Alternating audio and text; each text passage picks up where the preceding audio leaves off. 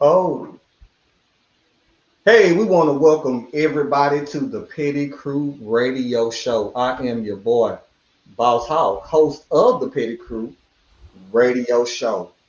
I'm going to have a great show today, man. I have some lovely guests, author and co-author Bishop Anthony and Christie Jones, who are here today to talk about the new release of their most recent book called Competing with the Man in Your Head.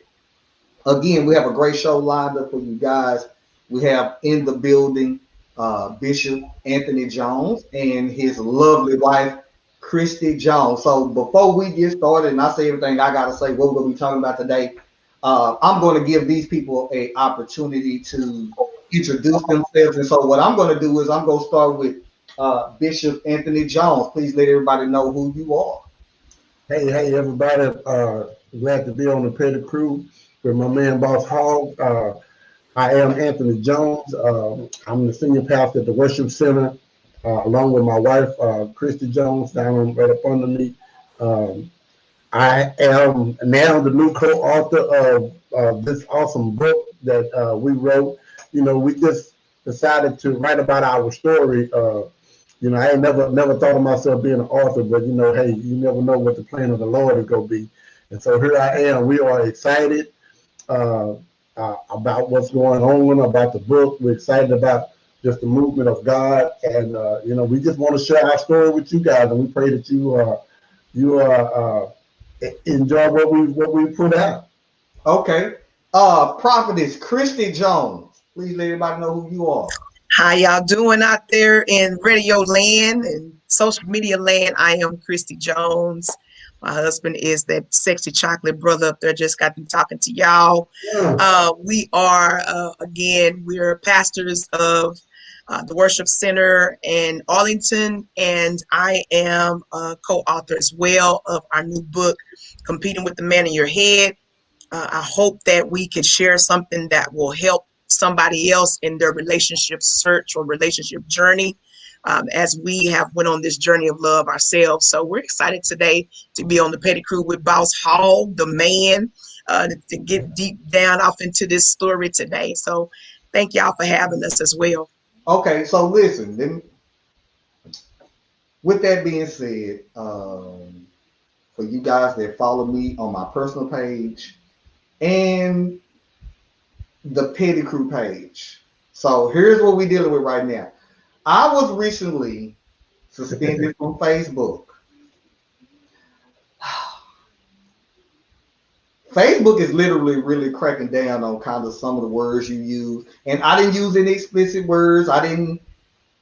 They're just watching certain phrases and certain keywords. In any case, this past Thursday, I commented on a video that was really silly, and I'm paying for it today, so I am in jail for 7 days. Now, with that being said, what I'm just now finding out to my people who are watching this live, Facebook will not let me go live while I am suspended. With that being said, the beauty of this all is that I'm still on Twitter, and so I still have a follow on Twitter, so we still are live. You guys will see this show Thursday because of my mouth, or not my mouth, but my words. And they were simple. Again, all I said was, okay, so here's the story. Somebody posted a video of a white chick who was running like a horse. Apparently the headline said, the caption says, well, she loves horses so much that she's learned how to run like a horse. So you click on the video, she's literally on her arms and her legs running like a horse and jumping over stuff like in the Olympics, the equestrian type stuff. And what did I say? I said something to the extent of, this is typical white people behavior, white trailer trash. No more than probably about 10 minutes later, Facebook police, you just made a comment that goes against the community rules, blah, blah, blah, blah, blah. and there was no point in me fighting it. You know, because you have, if you've been through this process, and my brother was in jail too. If you've been through the process, so they give you a choice, and I didn't have a choice to delete it. So they say, well, either you can accept the 7 days, like it's a judge, or you can, basically fight it. I'm like, you know what? Let me just go and accept my little 7 days. But I did not believe, because I'm able to comment on my own page, but they're not allowing me to go live. So I want to apologize to you guys who are going to see this Thursday. We're going to still have a rocking show again. We're still live on Twitter. And we're going to just keep the party moving. With that being said, for you guys who are not aware, we are here and we're located in Texas, specifically Dallas, Texas. If you've been watching the news and you have been seeing what has been going on with Texas, this is one of the worst winter storm that we've seen. We've lost electricity. People have lost their lives. For me, I lost my internet for like a day and a half. And, we can lay blame, but that's not what we're here to do. What I want to do is first and foremost say, I want to send my condolences out to anybody who has lost a family member during this past week. Those that were affected by the loss of electricity, water. We see people who have, water breaks. And so I want to personally say to everybody that I send my condolences. I do hope that you guys rebound. I hope you guys have home insurance. And I also want to turn it over to Bishop first and let him speak on, what happened this past week. And then I want to turn it over to the Prophetess as well to speak on the situation we just encountered here in Texas. Well, again, thank you, boss, for allowing me to say a word. We did go through a pretty rough time, but we made it through. There were some casualties, and I think there are casualties with any and everything we do. I mean, you can get up in the morning, step out your bed, and actually have a casualty. I wanted to, if I have a word to echo, is that we don't take it and use it to our negative. Me being a pastor, my mindset is this, that everything that happens, God allows. Nothing can happen except it pass through the hand of the Lord. And so, even with us having casualties and as bad as it was, and we can point fingers all day long. We really, really can. I've seen so many comments on Facebook, and it seems like a lot of times it's easier for us to point the finger than it is for us to just go into survival mode. For us, it should not be a hard thing. We've been in survival mode all our lives. We know how to handle hard times and situations. Right. A little some cold weather here and there. We know how to handle these things. But I would just like to encourage the people to, let's not always point the finger at someone to be able to blame. Because I heard a lot of people saying that we didn't have a warning. Well, in the business that I'm in, I may preach a message or give a message that you may not want to hear, so you may not receive it from me. You may have whatever your issue that you may have with me, so you don't receive it. But it don't take away from the information that I gave you. And this is my personal joke, that we talk about prophets and how prophets are able to give you insight. And I said, well, they might have not wanted to hear prophet meteorologists, but prophet meteorologists told us 7 days before this storm hit us what was coming. Mm. Now, if you didn't want to listen to prophet meteorologists because you had your own issue with it, don't blame him or blame the state for what did happen of when it came to our part that we wasn't prepared. Because there was a lot that we could have done that would have sustained us through what we did have to go through. And, it was rough for Texas, but we have friends up in New York and in Jersey. They laughed at us. They was like, y'all got to be kidding us.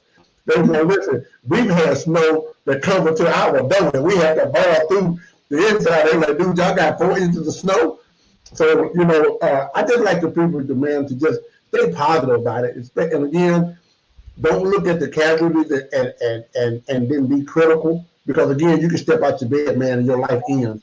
So that can happen on any given day. Even and I think we'll get into it later with this coronavirus. It's so magnified now. We talk about that now, but the flu, they just don't broadcast those numbers. The flu and the coronavirus are probably neck and neck. We just ain't looking at those numbers. So just, if I would have anything to say, just be positive. Thank God that you made it through, and keep on moving, man, because we live to see another day. Okay, Prophetess. I would say the situation, it hit us hard, and we're not insensitive to what happened. It was unexpected, and anytime you have something that's unexpected, it always like throw you back. It's always like a blow, like whoa. Right. And this week was an unexpected. We knew the storm was coming, but we didn't know the level of damage that it was going to cause. We didn't know that people were going to lose their lives because they got too cold. We didn't know that people were going to lose all of their valuables because the water hit them and flooded their houses and the pipes burst and damaged their cars. And we didn't know all of that was going to come with the storm. But what I want to encourage the people is that the Father and the God that we serve, He always restores. He always pays us for our inconvenience. And I want to encourage somebody out there that has lost a lot in 1 week. Everything you built, everything you established for years, you lost in a week. I want to encourage you that we have a Father that we serve that will pay you for your inconvenience. He'll give you back. He'll give you back double because you were inconvenienced this week. And we believe God to be that restorer. We believe Him to do us like Job. He paid Job double for his inconvenience. Yeah. And so for those that even don't have insurance, that don't have the money, and it was a huge inconvenience for you, I guarantee you that God has a huge blessing that's coming for the huge inconvenience that you felt. And so I want you to stay encouraged and continue to believe God, continue to trust in Him. Don't allow this. And why did God allow this to happen? That's the first thing we do. We blaming Encore and all these other people, but a lot of us point the blame on God because God knows that this happened. And why did He allow this storm to come? And why did I have to lose all of this? And why did I have to go through this? Because He likes to show off sometimes and give us double for our inconvenience. Yeah. And so I want to just share that with y'all to be encouraged that He's going to restore. It's hard now. And that one quick week, that one moment that you lost, you're not even going to remember it when He restores back to you because He's going to give you double for your trouble. All right. Listen, I like that. One of my takeaways from what happened is that African Americans need to prioritize what's important. If you didn't learn nothing else, and I joked about this on social media before I was banned, put in jail. Two things. One, paper towel toilet tissue ain't gonna help you. That's first of all. It ain't gonna do you no good. For you that run out there, we are in the middle of still in the pandemic. But us black folks, how we do. Everybody went to go get paper towels, toilet tissue. You couldn't find it. What you found out if you a Negro is that's not gonna save you. It is not gonna help you. Secondly, we have to be better prepared in emergencies. We do. Yeah. We love to do what our white counterparts love to do, but we don't pay attention to the things that they really do. Is for a lot of them, we call them survivalists. They stay prepared. Those are the people who people look at crazy. Oh, ain't nothing gonna happen. You paranoid. And no, those are the people who made sure if electricity went out, they still had something to eat. Those are the things that if you are an African American, you should have learned. If you're in a home, you should have already had a generator. If you're in a house, that's something you should always have because you just never know. Having emergency kits, you can Google emergency preparedness kits, food and everything. That is food that will sit until the case of an emergency. When you run into a situation like we had where people who are out of electricity, I have frat brothers in Houston. I think they literally were out of electricity for like 4 or 5 days. Well, how you gonna eat? And so you need to make sure, if nothing else, you are prepared for an emergency, whatever it is, if it's fire, if it's rain, whatever, as the bishop saying, and so again, we just want to, say to everybody, we do. I do feel your pain. I have to tell a young lady on my page, well, again, before I was banned from Facebook, that she was insensitive. She's in Chicago, and she posted a picture of her in snow, and then she was like, well, here it is, I'm in Chicago, something to the extent, and y'all letting 2 to 3 inches of snow shut y'all down. And the young lady had to come in and say, it's not the snow that's shutting us down, it's the fact that we have no electricity that it shuts us down. And I thought that was very insensitive. Now, I say a lot of stuff. I say a whole lot. But certain stuff that I just don't, I'm just not going to touch. And I had to let her know, hey, that was real insensitive. Not only did you not get it right, we don't care that you up in Chicago. We're in Texas, and again, it's not about laying blame, but let's be insensitive about the people who have lost some things. And as the prophet said, those things will be added back to you. It'll take time and patience and to work out, definitely in your favor. With that being said, again, we just wanted to relay our thoughts on the on this situation. Listen, we have a great show lined up, and we're gonna get right into it. We have again in the building Bishop Anthony and the prophetess Kristi Jones, who are author and co-author of the book Competing with the Man in Your Head. But let me run down some of the other things that we're going to talk about, and we're going to get up into the interview with them. We're going to be talking about a doctor out of Indiana who is a black guy, because I know you guys are tired of hearing over and over about the coronavirus and all that, but we are in the middle of a pandemic, and we got to talk about it. We got to keep that on people's mind. He calls the vaccine experiment, and I'm sure my panel, because I've never spoke to them about vaccines and how they feel about it, they're taking it and not taking it. So this is going to be another interesting conversation. We're going to talk about Halle Berry and her response to a fan who questioned her reported $16,000 monthly child support payments to ex. She says people are allowed to use children to be awarded money. As a father who has paid child support, who, if you again follow me on my social media page, I posted a little letter that State sent me. So again, I did the happy dance and said thank you when mine finished. Right. So I just understand where she's coming from. And then we're going to jump into B. Simone. I don't know who this woman is. However, this little video surfaced on social media, which I'm going to end up playing. And she said she has people arguing after saying women are half the things they want in a man. Woo. Now, if you are a fan of this show, and I have a large fan of this show, one of our major segments are relationship segments. So this is going to be another burner, because I just can't wait to see and hear from you guys. So let's jump right into this interview. So first and foremost, and I'm going to start with the ladies, because, we're gentlemen here on this show. I try to be anyway.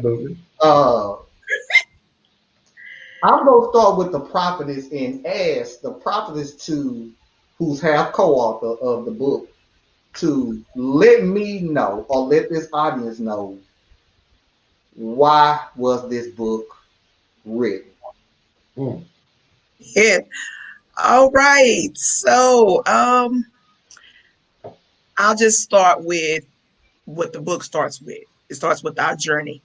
And the reason that it was written. 2 people from 2 opposite ends of the spectrum of life, both believers, but both going in, 2 different directions with 2 different ideas of what it is that they want and desire in a relationship. For me, I was pursuing God, pursuing life. I had cut off love. I didn't want that part of me to ever raise up again because I had been hurt, had been broken. I almost shattered and crushed when it came to giving my love out to men and not receiving it back. And so I had put my focus on one thing, put my focus on God and ministry, and I was going full-fledged in that.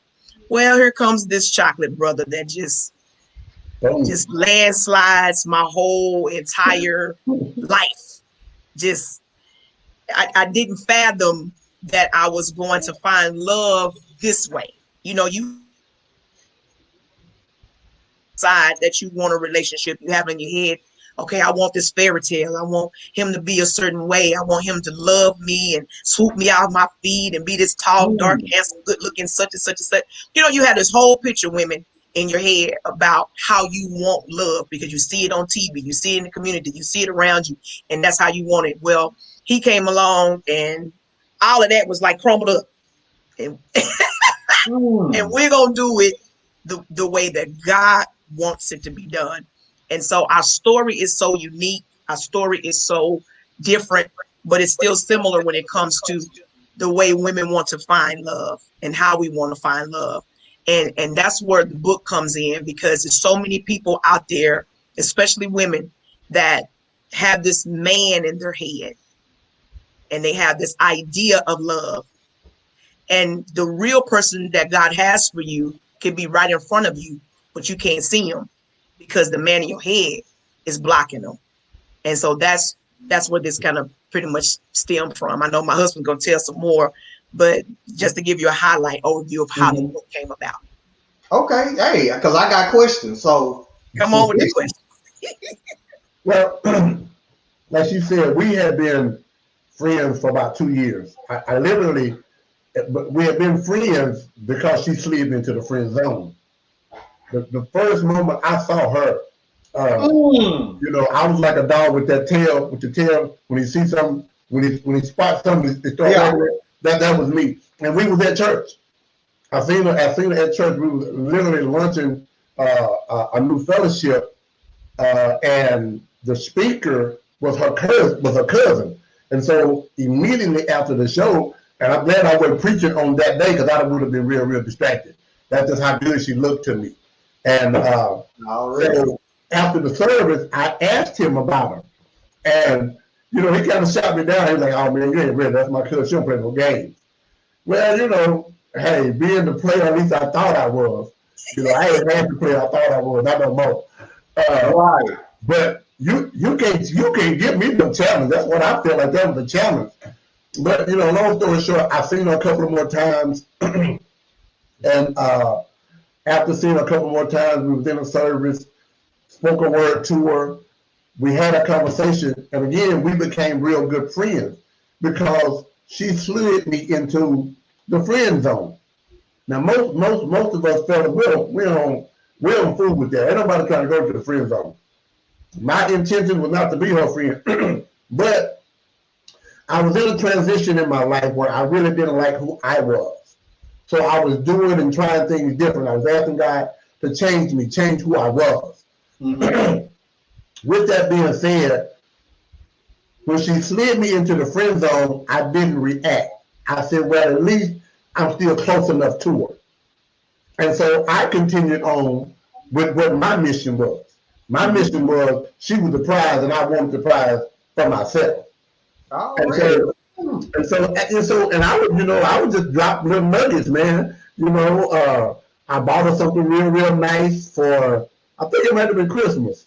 I bought her a really nice Christmas gift.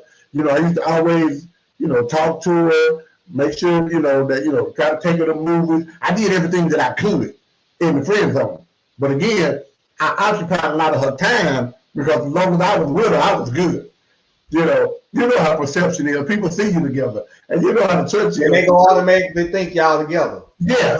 So so on the flip side, I was kind of, running my little game, but man, she got ready to move. What broke the camel's back was she jumped up and decided she wanted to move to Florida. Well, I know I wasn't finna move to Florida. I had a, I done sat down. I knew God was doing things in my life. He was restoring me. And I was like, dude, you running out of time. You got to figure something out.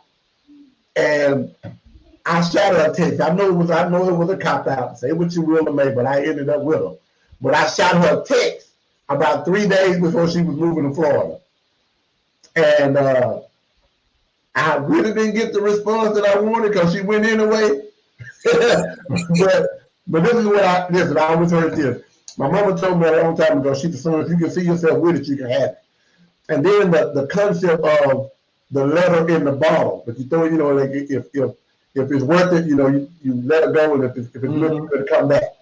So I convinced her one night, I was talking to her one night, and this was my thing. I'm like, listen, I want to be with you, but I need you to come back to Texas. And this is where the book comes in. I said, listen, I love you. I'll take care of you. I cherish you. I won't cheat on you. I won't do none of that stupid stuff that I used to do. But the one thing that I can't do is I can't compete with the man in your head. Because remember, we were friends. So I knew the type of man that she wanted, and I wasn't. But the man that you wanted wasn't here. I was. And so when I told her that I wouldn't compete with the man in her head, it hit her like a ton of bricks. She made me wait for a minute, but at the end of the day, that's what sparked the book, competing with the man in your head. Because every woman has a dude in their head that don't exist. They still waiting on them. And man too. And wait, you know what? Hold on. Man too. Yeah. Because listen, 9, 26, 34, 36, all of that. I'm gonna speak on this. I'm gonna say it for me. We take bits and parts of women. I've been married several times, and men and women before that. And we take parts. We take attitudes and eyes and nose and shapes and butts and all that. And we create a woman. I'd be like, dang, she cool, but if she had this, then she had. So we all think we all indirectly do it, but most of us never say it. Yep. And so I got a question. Damn, I wish I see. That's why I should have read the freaking book. Y'all finna change this whole lineup of this show. That you don't call this back once you read this book. You don't call them back. You gotta read it. You gotta read it. Because so now my question is so the beginning of the book tells the story of you two, correct? Right. Yes, the journey. And y'all journey. And from there, take me and the audience through the progression of this book. It moves from your story to what is it? One of advice, and I'm glad I didn't read it because I have you guys on the show too, and I can kind of give up, it already. But walk me through and the audience through the progression of how this book is laid out. Because somebody single. Yeah, go ahead. I'm sorry. No, I was going to say, because we got single people who are going to be watching this. You hit on something as a woman and you admitted this. And first of all, I want to say thank you for admitting that women have an idea of a certain type of man they want in their head. And so you're going to be speaking to a lot of women because I have a lot of females who are going to be watching this in our age group who are still single. Married people as well. And so, again, I just want you guys to now walk us through the progression of this book being made. Let me go first because my wife is going, she'll be a little bit more in detail. I want to speak to the brothers real quick. What I didn't realize was that all of my tricks and all of the game I thought I had, none of that stuff worked when I met this chick. Like whining and dining women, the game that I thought I had. Because remember, I told you I was going through a transition. So all of the stuff that I had used before to get the prize, or to get because we kind of think like that, to get the prize or another match under your belt. Right. That didn't work for her. Hear me, none of that worked. I started doing stuff like she would sit in the car And we pull up to a gas station. She was sitting in the car. She didn't pump her own gas. She didn't get out the car unless I opened the door. She didn't walk in the restaurant unless I, all of the stuff that we somewhat take for granted and then don't do. But she challenged my manhood by refusing to say, if I got a dude, why am I opening my own door? If I got a man, why am I pumping my gas? If I got a man, why am I changing my oil? You know what I'm saying? So all the things that I took, even for me, she challenged everything I knew, bro. Even up until now, still. On every level of my manhood. So it really forced me to be somebody else. And women gonna be able to gravitate to that, because if you don't draw the line, I'm gonna keep doing what I've been doing. But she drew a line in the sand and said, no, if you want me, that don't work for me. She don't like if I were to go buy her a ring or some jewelry, that don't even move her. How many women do you buy jewelry that they don't move? Or you take them to a nice hotel, or I get started. So all of the stuff, all my tricks, like nothing that I was pulling out of my head was working. So it forced me to change, look at things from a different perspective, and it also forced me to get in touch with my sensitive and emotional side. And listen, I'm gonna say this and I'm gonna be quiet. We struggle with that, with our sensitive and our emotional side. But if women are sensitive and emotions, here where my preacher go kick in. The Bible said when he made Adam and realized that it wasn't good for man to be alone, he laid man, his only living creation, human creation, laid him down, took a rib from him, and made one man. So any brother out there that's saying, they're trying to live up to that testosterone, or I gotta be a dude, come on, man. Her sensitive and emotional side came from you. I mean, because like I said, see, I'm listening and I got questions. That's why I said, see, y'all done just, y'all done changed up my whole, everything we discussed, but we gonna work that out. And so Prophetess, again, just walk us through it. So the beginning and then what? So the beginning is the journey. We open it up with our journey. And he talked about when I went to Florida and he waited 2 days to tell me he's in love with me. I didn't know that. You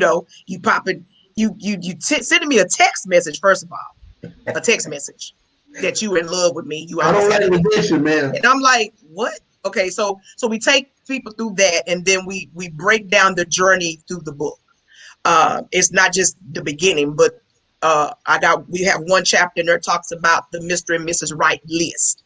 The list and this list that we have as people, how he has to have this, and she has to have a big booty, and he has to have chest, and he has to be 6'5" and dark and chocolate and good look. We have this long list, and as long as a scroll, longer than Luke 12, of all these things this person has to have, and you don't match up to that list yourself. And then not only that, but that list is what's blocking God from doing anything, because the list is too big for Jesus to fulfill. And so we talk about that, and we talk about the friend zone. There's a chapter there talking about, he talked about pushing people I pushed them into the friend zone. And a lot of times women do that because that man in their head is what they want. So this dude that's in front of me that may be all the things I need, I'm gonna push him into the friend zone because he don't have the things that I really, really want. And so when you're in the friend zone, he talked from a man's perspective of how guys, what do you want to do when you're in the friend zone? So those are some of the things. And then we also talk about the competition, the whole, competing with the man in your head, and how people are in relationships together, and they're trying to be this somebody that you want them to be, not knowing that they're competing with this somebody that you have in your head. Like you're trying to make them be something that you want, but it's not necessarily who they are. So they subject themselves to who you are, who you want, but it's not them. You know what I mean? It's not really them. Because I want to be with you, I'm gonna compete with this person that you got in your head. So it's a lot of things that we teach, we talk. We just really broke down a lot of different things in relationships, whether it be marriages, because we talked about the conversation in the book. Married couples, how they get in trouble conversating with people that they shouldn't be conversating with. Listen, if you married, when I was single, I didn't talk to a whole bunch of married guys. I didn't have no whole lot of long conversation with married men because I know I'm pretty. I know I'm fine. You know what I'm saying? And so I already know that your attention is on me from my outward appearance. And so whatever you need from me, if it's business, it's fine. We're gonna deal with business. But if it's something else, no, you married.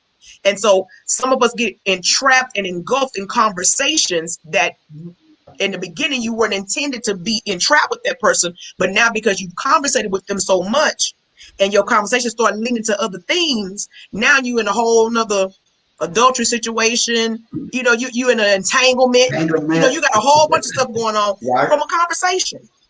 So the book brings out so many different areas in relationships, so many different types of relationships, and a lot of these things we talk about on the love seat. You know, we talk about that on our show, on our relationship show. So, you know, I'm flipping through the book because I see something, and again, I'm not going to give it away, but here's some of the things that they're talking about. This says number 5, be cool and don't move too fast. The idea of a long-term, serious relationship is great, but it takes time for most men to get to a place where that's what they want. Trying to have the conversation about where you are in your relationship on one day or over the course of 1 week is usually too much to take in all at once. Speaking with men or anyone about a long-term commitment is something that's best to bring up over time. Instead of in one surprise, we need to have a talk moment. You want commitment, build it, encourage it through your actions and not words. Be there for him and trust that he will stick around. Women sometimes sabotage themselves wanting things from a man and making demands in relationships too soon. If you don't give of yourself quickly, you won't have high expectations of the relationship to go any further than it already has. Chill out. Enjoy what is in the moment with him and allow the relationship to move at its own pace. That is powerful.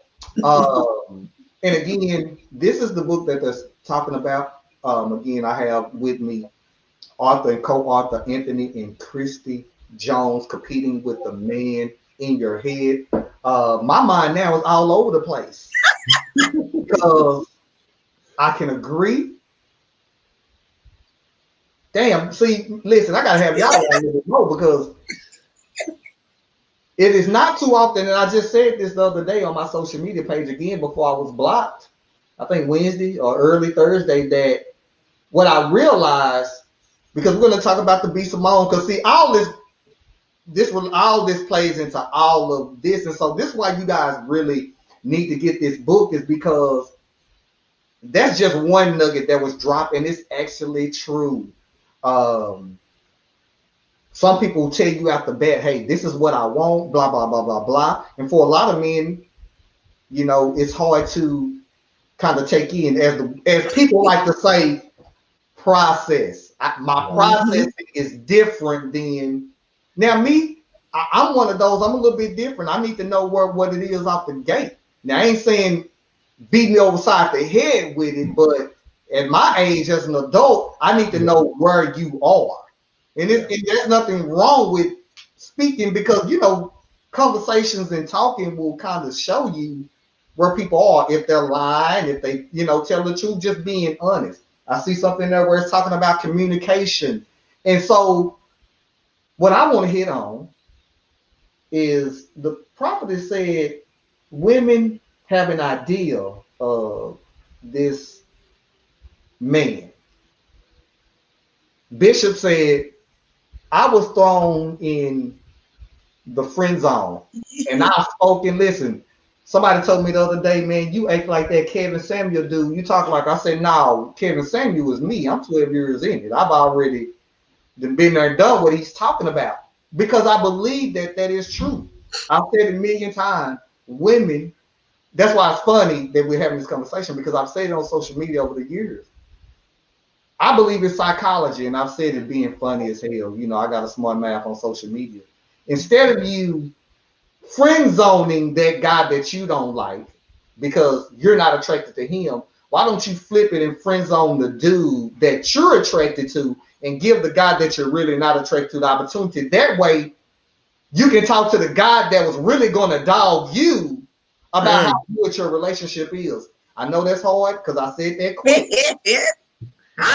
That's psychology. I know that was hard for you that's watching what I just said. Women, instead of you, that dude that you are attracted to, the one that you're looking at that you have your eye on, and the guy that you friend zone, just reverse it. Give the guy who you would normally friend zone an opportunity. Friend zone the dude that's more than likely that's going to dog you because you're attracted to him. You want him to be attracted to you. Mm-hmm. That way now you can talk to the guy that was actually going to dog you how well the guy that you was going to friend zone is treating you. I say all that to say is it goes back to this story that I'm seeing and we're seeing before us. A lot of times the guy that is for you is in your face and you never give him an opportunity. Right. Nope. Because as the prophetess just said, we women have an idea of who they want. This what I call this man that never will exist. And the reason why a lot of single black women, because this is a black show, will die alone. I have made it clear a million times. A lot of black women, and I'm saying this seriously, all jokes aside, a lot of black women will die alone for this very reason because they are still trying to obtain and hoping that this God that they have in their head is going to run across someday. So now you good. I'm a friend zone you. As the bishop said, you good. You not my really what I'm really looking for, not realizing he's there the whole time. My question to the prophet is,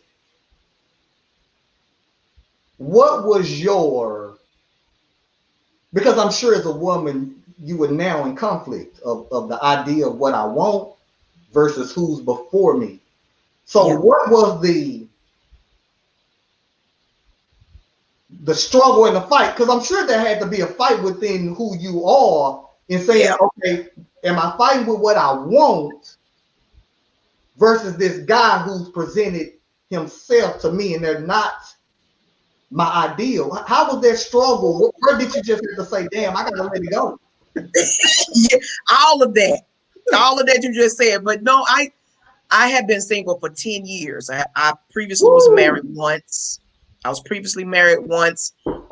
Bad marriage, 14 years of my life down the drain. Literally. And I had pursued, celibacy and just God, and like I said, ministry. 10 years of my life, I was just gun-ho for the Lord. And I said, cut that side of me off. But in my head, we have Ken, and it's the whole Ken and Barbie syndrome. Little girls from when they were young, they play with Ken and Barbie. Barbie has Ken. And so we automatically trained up as little girls with the dollhouse to have Ken. He's strong, he got muscles, he fine, so you in your head, you got this night show, you got Cinderella and the Prince Charming and come. So you are this is shaped in your head even from your childhood. And so in my head, I've always dated basketball players all through junior high and high school. I've always had, tall, very tall, slim men, buff, all that. So that's all I've ever been attracted to. That was my attraction. Yeah, that's your remote. Yeah. Wow. And so when Bishop came along, we were good friends. We even told each other about dates and stuff that we went on, and he was telling me about the type of woman, showing me all these pictures of these women that was showing him stuff and all of this, So we was just, so I knew his type too. He had a type too. He talked about my type, but he had a type too. And so, all of that, it was a conflict in my head because I knew he started having feelings for me. And then when I asked him about it, he kind of backed away from it. No, it ain't like that. I was like, okay. And so when I went to Florida, he didn't tell the full story about the Florida because, he was high level and give you high level. So when I went to Florida, he told me he loved me 2 days before I left. When I went to Florida, I was going and pursuing and doing the things I need to do. But we started to talk more than we had before. Like we started to talk every night. And then we would talk till 2, 3, 4 o'clock in the morning. I mean, Hours went by. We on the phone. We videoing each other, Facebook Messenger video, and just giggling and kiki. And it was so funny because the more I talked to him, the more I started seeing a different side of him that I hadn't noticed before, because he had always been in the friend zone. And this time he was still my friend, but it was changing. And so I was still battling back and forth with myself, like, girl, you catch your feelings for Bishop. You catch your feelings for him. Because I really, honestly, I loved him, but not that way. I loved him as a friend. But this time when I'm in Florida, my heart started to change. And I started to see him differently. And he started sharing more things with me and opening up even more to me. And he started looking different to me. Wasn't my type, outward appearance at all, all of that. But I started being blinded to all of the things that I had that was vain, the vanities that I had in my own spirit, and started really seeing that this is a really good man.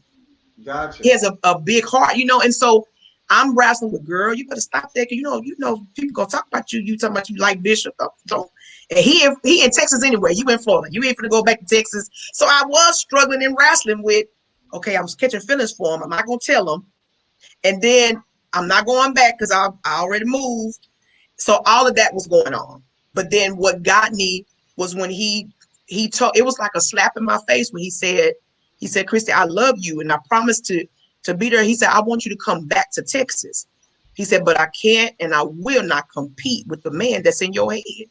Because I'm right here, but he's not. And he hadn't been for 10 years. You know what I'm saying? He'd been in my head, but he hadn't appeared in 10 years. I've been single for 10 years, single by myself for 10 years. And he made me realize, you know what? You tripping. This is a good man. What's wrong? What's wrong with trying something different? And I thought about that movie, Something Different, with Sanaya Lathan, when she went over to the white side, because I want a white man. I said I was done with brothers. I'm going to a white man. And again, he was in my head. He wasn't present. And the ones that were prior didn't stick around. And so I said, you know what? I do have feelings for him. I do care about him a lot. I do feel like I love him. And so I came back and we started dating even more. And here we are now. So, and either one, you can answer this. Is it safe to say that, and again, I'm talking to the author and co-author, Bishop Anthony Jones and his lovely wife, Prophetess Kristi Jones, about their book, Competing with the Man in Your Head. I got a question, but then I see we're going to talk about test your list of appropriate standards. I'm just skimming through there, and I want y'all to touch on that because that's in y'all book. And so my question is, would you say, though, it took a level, or would you agree that it took a level of maturity? Yes or no? Yeah. Okay. Would you say that you had to get rid of all of your beliefs, meaning that ideal of what you thought you wanted? Yeah. Well, he was half of it. He was when I started looking at my list, and I talk about that in the book about the list. When I started looking at my list, everything, he was on my list. It just was the outer, my vanities, and God had to show me that I was vain. My vanities were blocking it because I wanted a tall man. He's dark and bald. I like dark and bald with the beard. But I wanted a tall man because I wear high heels. I wear 6-inch heels, 5-inch heels, and I don't want to take my heels off for no brother, but he don't feel no kind of way with my heels on. He like me have my heels on. Yeah, he like me on, But he, even with the stature, that it was the vanity that was blocking me.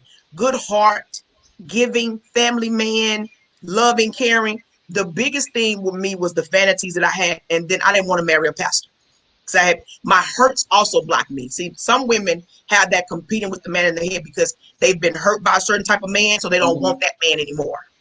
Because I've been hurt by this certain type of man, so I'm not going to marry that type of man. And I had said in my head, I am not going to marry a pastor because I had been hurt by pastors so many times. And so that was y'all hoes. That's all y'all are.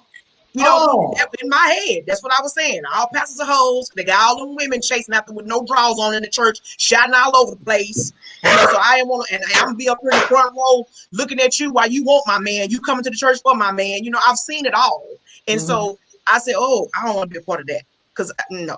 And so most of the time I ran from pastors because that's all that was attracted to me. I ran from them because I'm like, I'm not married. No, I don't want no part of that. So that was the biggest thing with him. It was not just the outward appearance, but it was the fact that he's a bishop. And I was like, oh, no. Mm-mm. So I got one more question. And Bishop, I want you to answer and talk to us about the test your list for appropriate standards. But before I do that, I got one more question. My question is, because this is Pastor, Bishop, and Prophetess. I too, even though I act heathen on this show, in real life, you know, I am a Christian. I faithfully go to my church and whatever. So let's touch on, because here's how I see it. I'm listening to your story. And honestly, you are speaking and you just don't know it for a lot of women who just don't want to open up their mouth and be honest.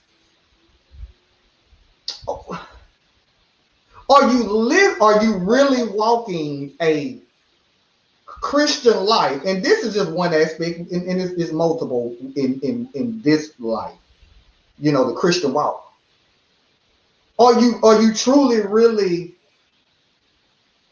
how do I want to put it, living that godly life that some women think they're living, and you will still have that? Okay, he cool, like you said. I mean, he's on the list, but he's not coming in the package. Do you understand the question I'm trying to ask? I mean, like because as Christian, are we not supposed to not look at people from the outward, but within the inward? That's what I'm trying to get at. You know, for a lot of women, you know, you say you godly, you know, you tithe regularly, you know, you're doing all of that, and yet and still, I still have that surface about me. I mean, can you talk to that? I mean, well, we still human though. You know, we're still human. Don't keep that. Don't. You know, Christianity is our lifestyle. It's a way of living, but we're still human. Nobody want to wake up next to Godzilla. You know what I'm saying? I don't want to look at no boom boom no fool. I don't want to look at no Gilla gorilla. You know what I'm saying? And you know what? So I think I know where you're going. Mm-hmm. When I saw her outer appearance. I didn't know what her heart looked like. I didn't know what her conversation was. She was fine.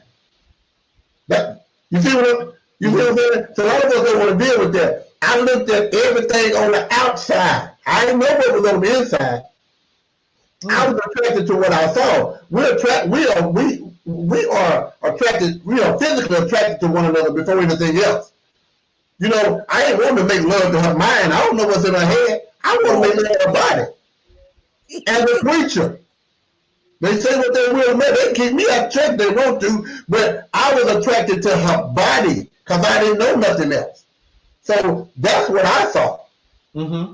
You know, and so, you know, those people that want to be in the church and act like, listen, she had on a dress that was fitting. She didn't have on those big old robe where I couldn't see nothing. No, I saw them curves. I saw the way that dress was hitting them curves. And she was still in those 6-inch stilettos. And I was like, yeah, that's what's up. So, but a lot of us want to act like we can't do that because we saved. Mm-hmm. That's enough.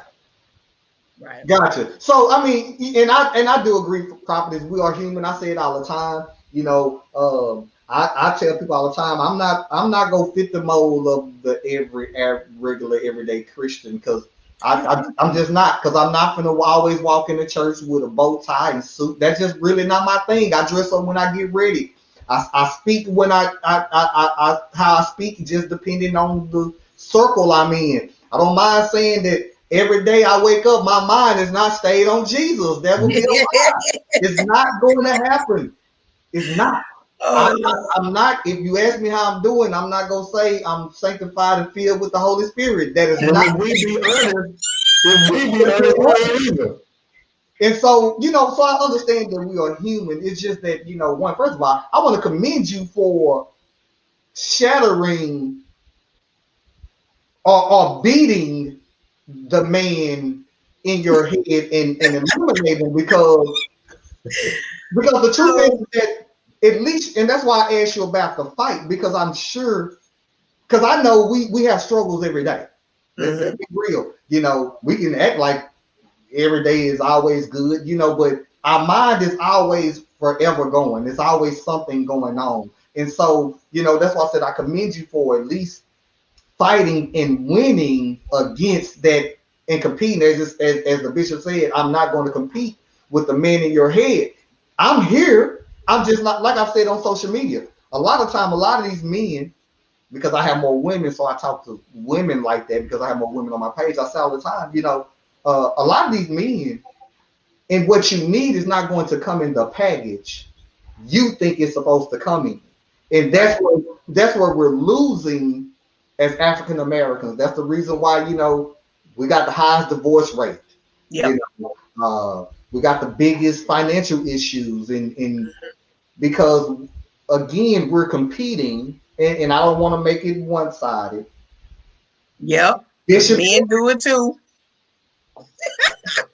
And he said, listen, I saw her outer appearance. Yes, men are visual creatures until we get to know one another. And your story, and again, for you guys, who's going to purchase this book, again, you're probably going to want to purchase this book because the conversation we having is interesting within itself. Bishop, test your list for appropriate standards. What did y'all mean by that? Who, me? I'm talking to you. This is in y'all book. It says test your list for appropriate standards. What does that mean? What is that? But I think what that means is a lot of times our list is not realistic. You know what I'm saying? And so you gotta test what's in your head against what's realistic. And if we don't do that, we'll forever be out there searching for something. Like she just said, it was 10 years that she was waiting on this guy of this figment of her imagination that was in her head. And until this day, he still ain't showed up. If he were to show up today, listen, I'll gracefully move out the way. But no way. He still ain't showed up. I'll step aside and give him a shot. I don't think he's gonna be able to outdo what I done done. But I'll give him a shot. I'm trying to think of that movie that my wife always teased me that I watched. Lord, nobody's fool, baby. Nobody's fool. Well, she had this dude who she never seen before. And she was with the guy, the owner of the coffee shop. Well, what happened was when he showed up and when she got to know him, he wasn't nothing like what she thought he was. But he was everything in her head. He was everything in her head. He was everything in her head and on her lip. Now, all I got to do is go look at the movie. He was everything in her head and on her lip. But in person, he was nothing like that. But the coffee shop dude, who was just a real good dude, he was an honest dude that had some hard times in his past, got his life together, and he was straightforward. That dude, that was the dude she ended up choosing, she ended up going for. So, and when the dude showed up, even though the coffee owner guy was a little aggravated, he moved out the way. Well, that's what you want, go ahead. And what ended up happening?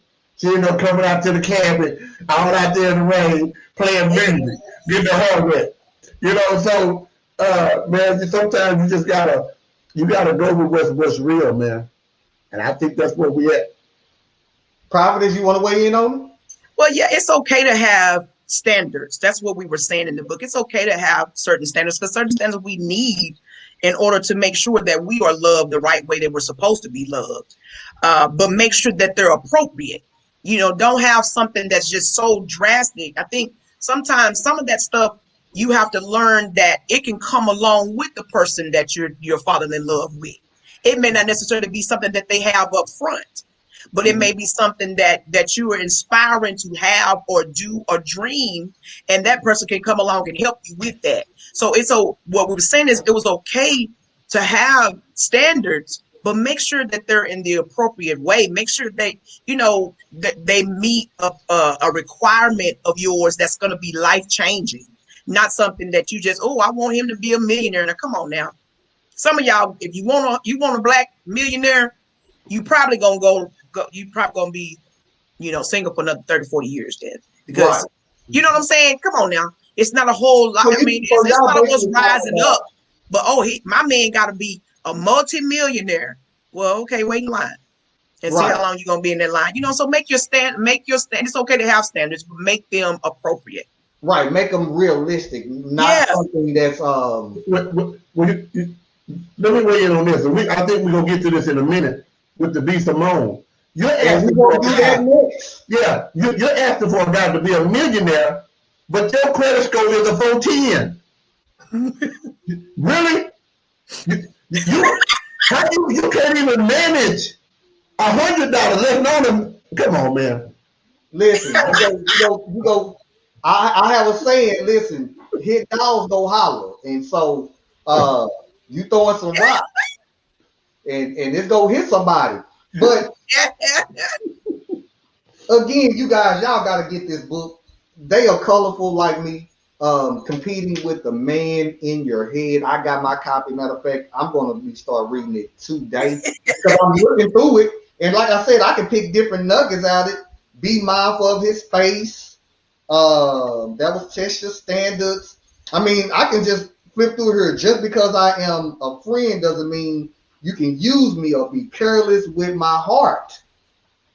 Listen, y'all gonna have to get this book because y'all gonna want to read within that. And like I said, they've just changed up my whole program because I had a program lined up, just was going to do, but that's just a whole fun part of my show where again it can change and be rearranged however, and it was meant to happen this way. Again, we're talking relationships, and I should have knew it was going to happen because we're talking about keep competing with the man.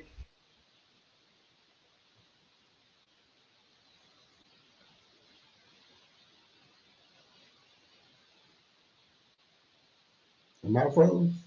I think it's him.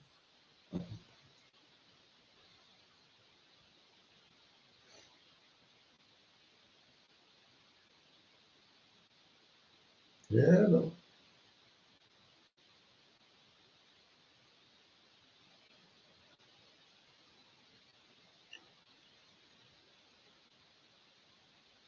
I don't know, boss. I don't know. He froze. Huh? I said, I don't know if he knows he's frozen.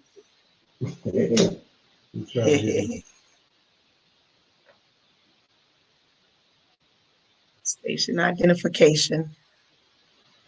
Oh, he gone. Well, we still live, so go ahead and say something, babe, until he get back on. So what were we talking about? We were talking about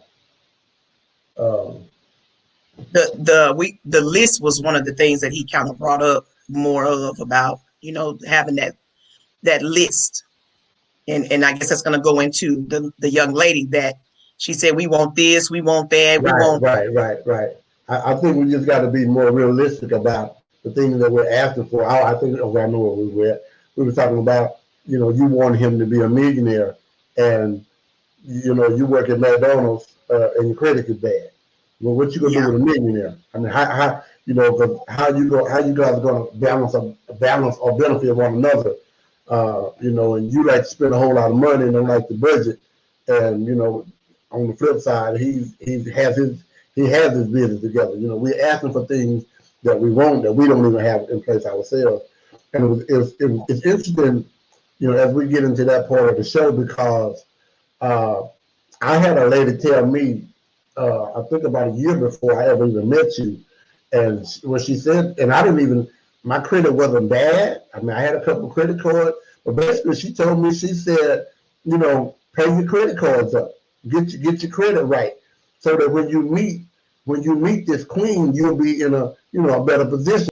Get your credit right, so that when you meet this queen, you'll be in a better position. She wasn't telling me to go get more credit cards. She was saying the ones that you got, pay them up.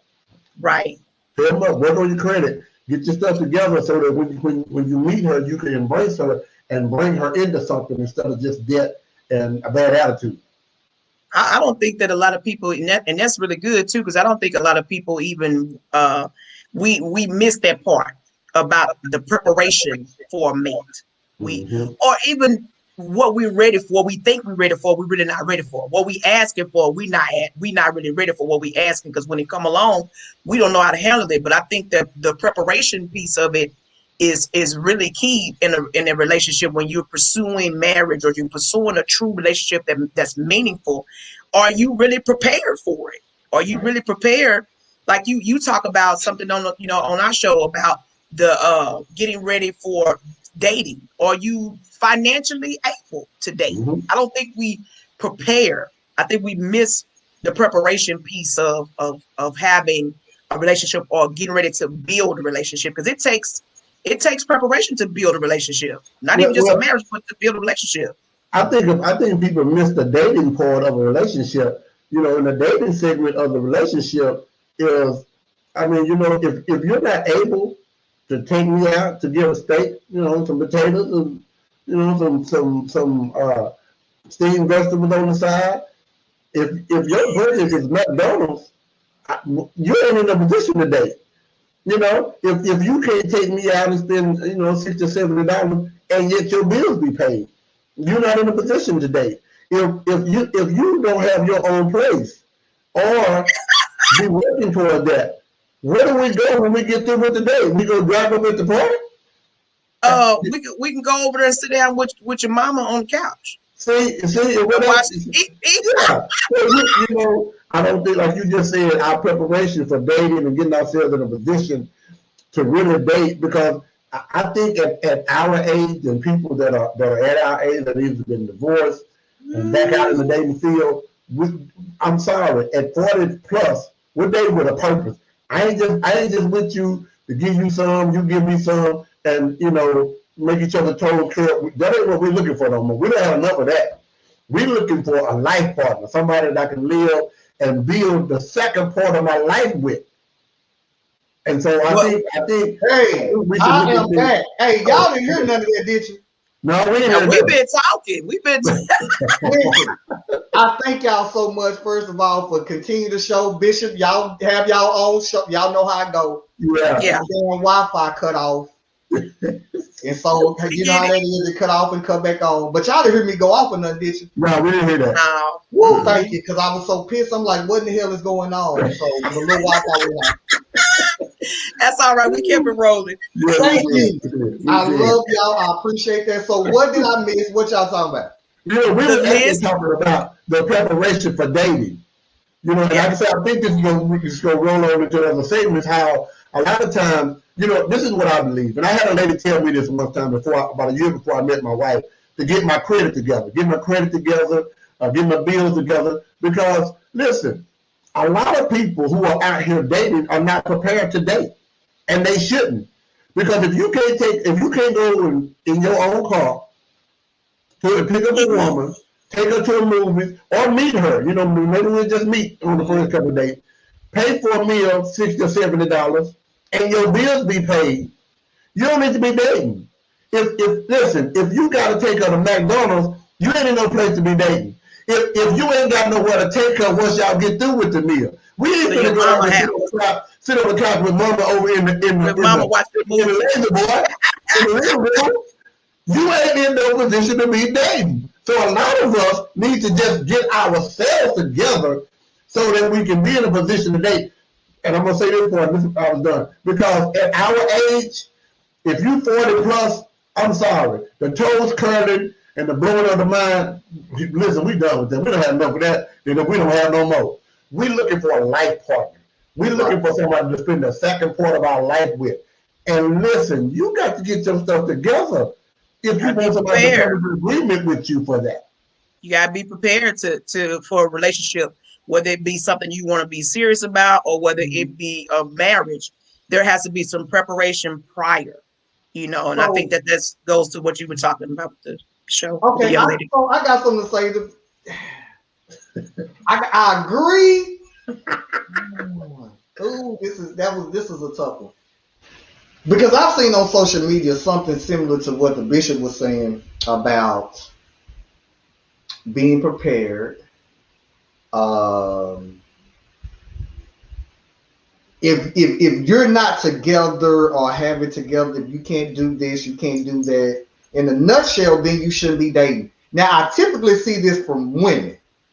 I normally see that conversation coming from a woman again. And so, what I always say is, I always ask, well, I say two things and I ask a question. The first thing I always say is, together is relative, because that will look different to everybody. There's not a concrete ideal of together.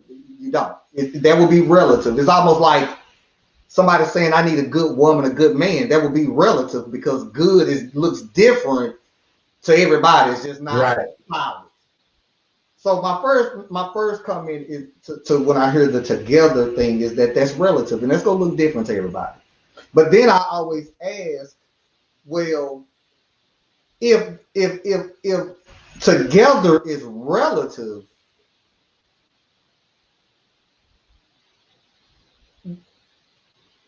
what am I waiting to date somebody for? It's almost like the story we hear as Christians trying to bring somebody in the church. Y'all probably done heard it before. Well, I need to get myself together first. I need to do this first. But what we find happening is that they're still chasing something that they're trying to get together, but it'll lose them from going straight to the church. And I look at that in a similar aspect. If wherever any woman or man are, in any place, any station they are in life, if they're still trying to get something together, they're chasing something that may or may not happen. When, for instance, so I know my weaknesses as a man. I know I'm not the best. Even though I'm a Virgo, I'm not the most organized. Not that I'm not organized, but I know I'm not the best at it. I know I know what I'm great at, and I know where I lack at. And say, for instance, but I might run across a woman who have those abilities where I'm lacking. But if I'm not out there to be a part of the dating process because I'm trying to get it together, then I might not ever run across that young lady. And now, okay. I see what you're saying. No. Yeah. Let me elaborate. Mm-hmm. I wasn't there. What happened was, remember I told you I was in transition. So mm-hmm. in my endeavor to change my lifestyle, I finally got my credit halfway decent, and finally got my credit card halfway decent, but I didn't have a place to stay. Our situation is unique. I'm saying now, it's ideal I was headed towards what I was actually saying. But I was actually staying with somebody. This chick right here was just so unique and so crazy that she just jumped over in the boat with me. You know what I'm saying? Because mm-hmm. actually we both were living with somebody else. Our story is so ridiculously crazy, but we both were working towards something. This thing that I was talking about being prepared, and listen, like we said, we were friends, and so we stumbled over each other. And what made me move, even in the place that I was, is like, if I don't say nothing right now, I'm gonna lose. I'm gonna lose it all. So I cast everything that I had in there. Right. But I wasn't in that place yet. I was moving in that direction. I knew where I wanted to go. Okay, and yeah. What I want to say to that, being prepared to date, because you set a certain standard and expectation with someone when you're giving them your representative. And what I mean by giving them your representative, meaning what you present to them up front is their mm-hmm. expectation of you. And so if you are taking them to a fine dining restaurant, their expectation is, this is what we're going to get when I'm with this person. And you can't go from Dakota's and the mansion to McDonald's the next day. They're gonna be like, wait a minute, what? You done took me to the mansion and to Dakota's and to Ruth Chris, and now we're going to McDonald's. I don't even what? Did you lose your job? So we set that expectation up front. So if you can't afford, Yes. don't set that expectation. My thing with my husband was I'm a country chick. A lot of people don't know that about me. A lot of people do. I was raised in the country by my grandmother on a farm. I'm that get in the ring with you, get down and dirty with you. I'm very creative. So a date to me may not be a date. A date to another woman may be Ruth Chris. Now I've cooked there before with one of the top chefs, and that may be their expectation. For me, I like a picnic at the park with some Stella Rolls. Right. And I'm a chef, so I cook my own food, bring it and put it in the basket. We sit there with the radio playing, looking at the lake, watching the ducks walk by. Didn't spend a whole lot of money, no more than about $20 for the whole day. But it's the experience itself. I took him out to White Rock Lake with some chips, some fruit, and all that. He had never been to White Rock Lake before. I create the experiences. I don't require, you don't have to take me somewhere real fancy, because I've been in those places before and they don't do anything for me. But I'm saying is, when you can't afford to do those things, don't set those expectations up front.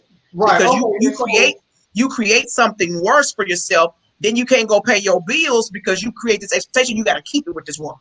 Okay, I see what you're saying. You know, man, we had these conversations at home within our family. And, you know, I tell my mother, you know, if I was talking to my mother about you, I would say, listen, I've ran across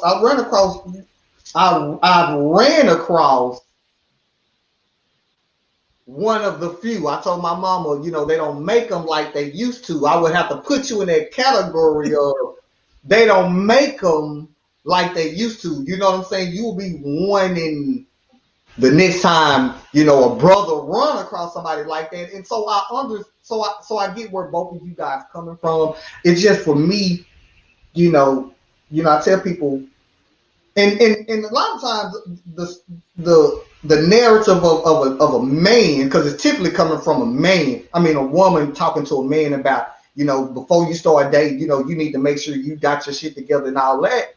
And so it's not coming from the best of women. You get what I'm saying? It's not like coming from, you know, a sincere place. Is more or less like, well, you're not even on my level. It's more of a down than up. And so, and I want to tell you something, Bishop. Listen, y'all story is no different. You know, my parents been married for, I want to say, damn near 30 years. My mama didn't marry our biological father. My mother met my dad. You know, we were living in the same apartments.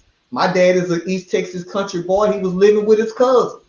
My mama is a city woman with her 2 sons. And you know how we connected, but what I do know, because I know my mama. This is how it's gonna be. This is what it is. This is what I expect. This is how, and not that my mother's one, you know, a materialist. It wasn't nothing like that. It's just that what's not gonna happen is you gonna play game with me. You know, me, my mother, you be like, damn, everybody meet my mother like, this is a real woman. And so I can just imagine, because they married when, hell, we were in elementary school, you know, young kids. But that's kind of how it was. My dad lived with his cousin. He was a country boy from Winona, Texas. In Winona. Not Tyler, Texas. Winona. I'm from Dangerfield. I'm smaller than that. Yeah, so you know what I'm saying? And so that story, you know, there are those unique stories, and it does take a certain type of woman to accept a man. Let's be honest. We got to be real about this. It takes a certain type of woman. You have to be built different to say, I'm going to meet you where you are. Yeah. And for a lot of us, you know, because we all in that 40 plus age, we want instantaneous now. Right. We want when I meet you, because I see it. I've never said it, and I'm going to say it here. I've never said it. A lot of people don't know that I'm divorced. And so, you know, what I did say at the beginning of the show was Bishop married me and my wife, ex-wife. I'll still wrestle with how I wanted to say that. But that is true because we sit up here, like you said, that representative is sent, and expectation is laid out, and then once that expectation happens, then you start seeing what you seeing, and what it really is something totally different. That's why I understand, because like I said, I don't talk about it. I now the bishop know, because I told him a while back, but I've never really put it out there. So this is like would be the first time I've ever done it, because I understand that it's that right now. Don't want to build toward nothing. Not like we have to mesh and set a foundation, because what you're displaying right now is, and I think you guys been married what, 3 years, 4? No. How long have y'all guys been married? We've been married 18 months. Listen, the way y'all carry yourself, I could have sworn y'all celebrated like year 2 or 3. No, sir. But it'll be 2 in August for us. 2 years in August. Right. So that's what. Okay. So I'm close. So it's about 2 years. But that's what I'm saying. It takes an exceptional woman, and every woman, and that's my word for 2021. The word is exceptional, and you probably seen me on social media use the word basic and exceptional. It takes an exceptional woman, no different than an exceptional man, to be able to say, I will meet you where you are, and we will grow together. I'm not looking down on you. You're not above me. You're not below me, but we're going to meet each other. And let's be real, that is kind of hard to find. You got to be honest about it. It's hard to find that genuineness in people, because there's just a narrative of, again, you have to have this, the standards that can't be met. And we're looking for somebody to save us, though. I think a lot of us women looking for Captain Saver, and I wasn't. Hold on, wait. Okay. Wait. Let's go to this next segment. Okay, go ahead. Let's jump into. I'm going to play the video of B. Simone. Yeah. And after I play the video, you got the floor, because see, I love you already. I like her, Bishop. I co-sign. I told you. I co-sign, because you keep it way 100. So we're going to go into the B. Simone video for you guys who are just now tuning in. We're talking with Bishop Anthony Jones and his lovely wife, Prophetess Kristi Jones. They are the author and co-author of this book, Competing with the Man in Your Head. Anytime we have a relationship topic, listen, is always fire. Now we're going to jump into B. Simone. B. Simone is apparently, I guess she's a reality star. I don't even know who she is, but this video kept popping up on my timeline. Folks, of course, naturally going to send it to me. And she has a lot of women, and it normally happens with women who get upset every time a woman get to calling other women out on their BS. And so I'm going to share a screen. So you guys give me a hot 2 seconds. Let me share my screen real quick, and we're going to play this video for you guys. And then we're gonna come back, and I'm gonna let the lady of the show take first crack at it, and then we're gonna come back and really just jump right into it. So here we go. We got all these things we want in a man. A list of things. He gotta be tall, he gotta be dark, he gotta be handsome, he gotta have pretty teeth, he gotta be a family man, he gotta be financially stable, he gotta be rich, he gotta be successful, he gotta be all these things. And we didn't even have the things on that list. He gotta be a family man. Bitch, you ain't talked to your mama in 6 months, but you want him to be a He gotta be financially stable. You're comments in the negative, man. Overdraft fees. He gotta have a job. You need to go fill out some applications, because you're still unemployed. He gotta have pretty teeth. You ain't seen a dentist in 6 years. He gotta have a six-pack and be in shape. You can't even walk up a flight of stairs without huffing and puffing. It's your life. This whole list that he gotta be. You ain't even half the things on that list. Ooh. Wow. So 40 seconds. Miss Wow. Jones.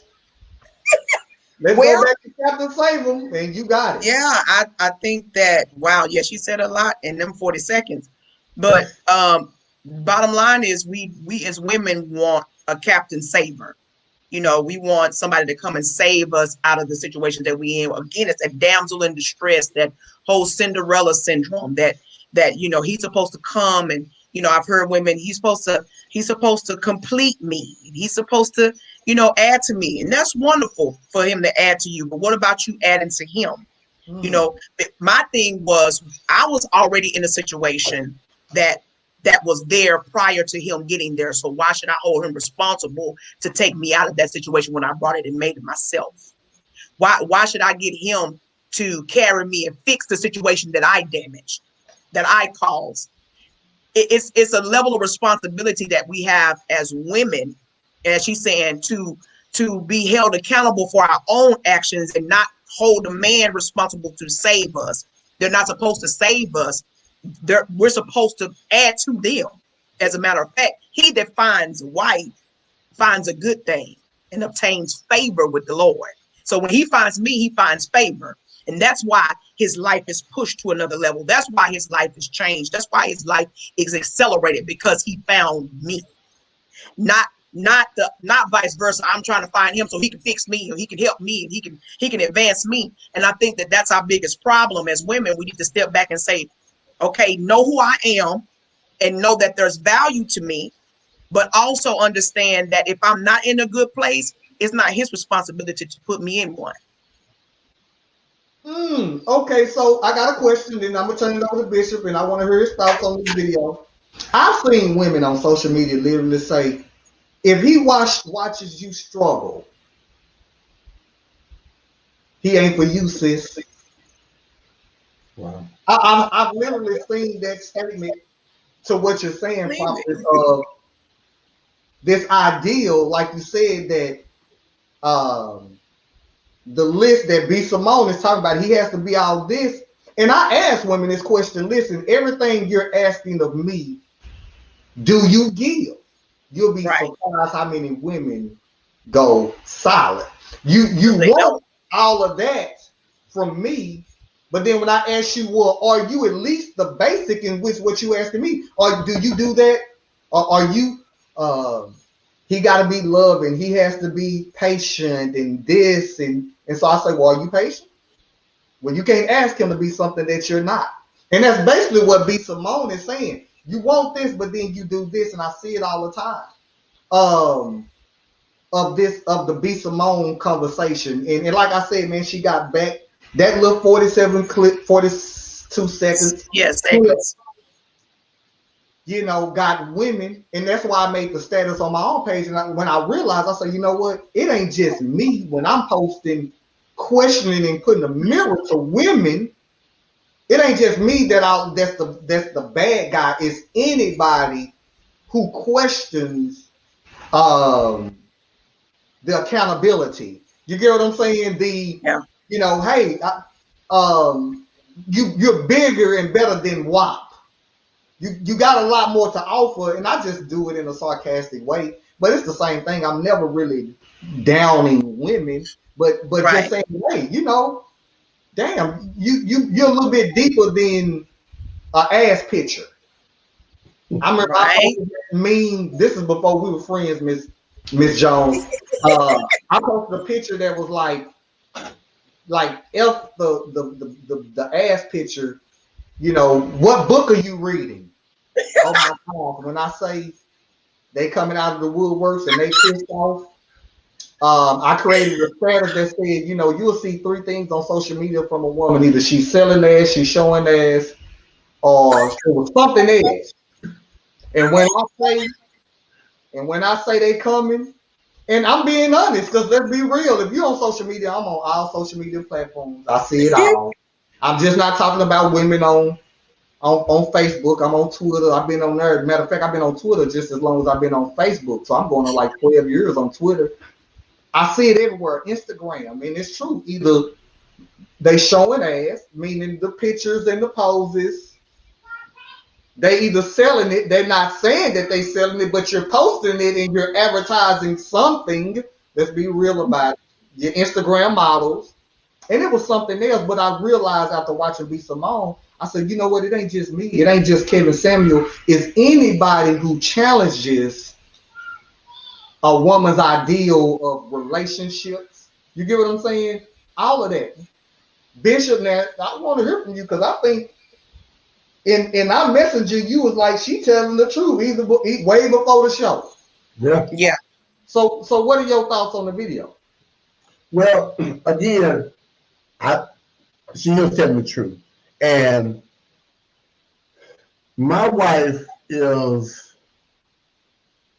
Well, I think you need to be careful. Be careful what you're asking. Like you said, if you're gonna ask something of me, be willing to do it.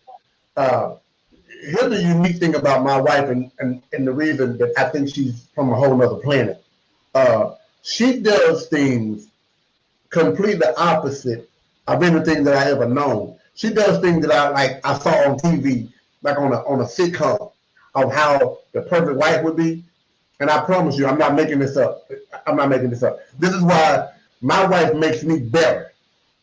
She's not giving me, she don't give me these demands at all. Dude, I don't even take the trash out of my house. And they don't make me less than a man. Hell, she just always beat me to it. You know, but I come home every day to my house spotless.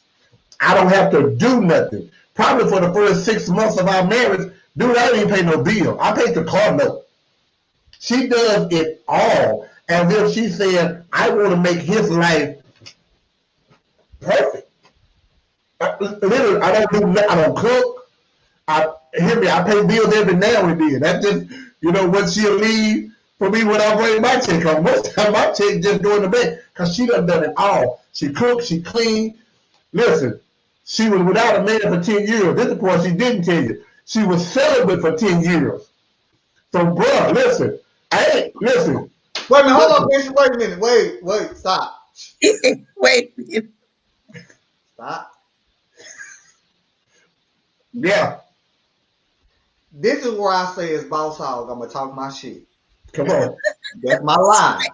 I bet not ever see that on nobody t-shirt. That is my slogan. I'm gonna talk my shit. I did not ask, but on the Petty Crew Show, we are uncensored, unfiltered. I did not ask.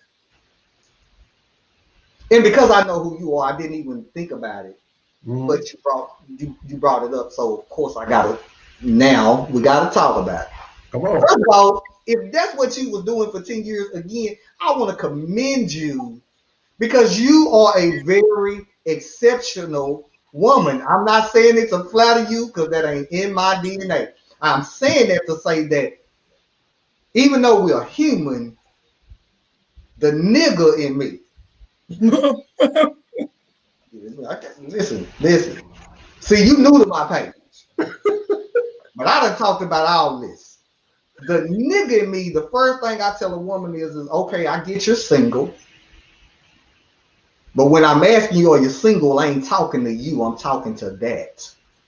Because we don't really care. See, a man, we don't. Okay, you single? We see that all the time. We see women say that all the time. I'm single. But is that, and y'all know what I'm talking about, and I'm just being respectful because of who I have on the show. Yes. Because I respect Bishop enough, because that's a cool brother. And I know I can say what I want to say, but I respect this. That's what we're speaking to when we ask, because I say it all the time, oh, I'm single, ain't, have no man, woo, woo, woo, woo, woo. But what we're not knowing and what we're finding out is that you can pick up the phone. Right. That ain't where you're telling me you're single. You're not saying I'm single like that. You get what I'm saying? We put on for social media. Get you. We put on for all of that, but what a lot of women won't say is that, but I'm not single. In other words, if y'all are slow and just don't get the shit, that you're single sexually also. Because I could care less about you not having a man. I get it. You don't want to be committed. You're not dating like in a committed. I get it. But are you single sexually? And so 10 years, listen, when I met my wife, the good doctor, she was a former co-host of this show. She had been celibate for 3 years. So I understand it, but I got it. She would have been what they call a unicorn. Never been married, no children. You know, highly educated. We're talking a doctor. You know what I'm saying? Doctorate degree. You know, so occupied, just doing whatever she was doing. So it wasn't so far fetched. Now, in hindsight, now fast forward, do I kind of believe it? No, it might be true, and more than likely it might be. Mm-hmm. But y'all will be the only two that have literally said, I just sustained from sex. And so again, I commend you because you did it longer than she did it. You know what I'm saying? She was 3 years and I was amazed at that. To also, decide to do that takes hell of a dedication and commitment. So again, I just want to commend you on that because I'm sure that was hard. Very hard. It was. I'll tell no woman that wasn't. Oh, it was just something I was doing. No, it was.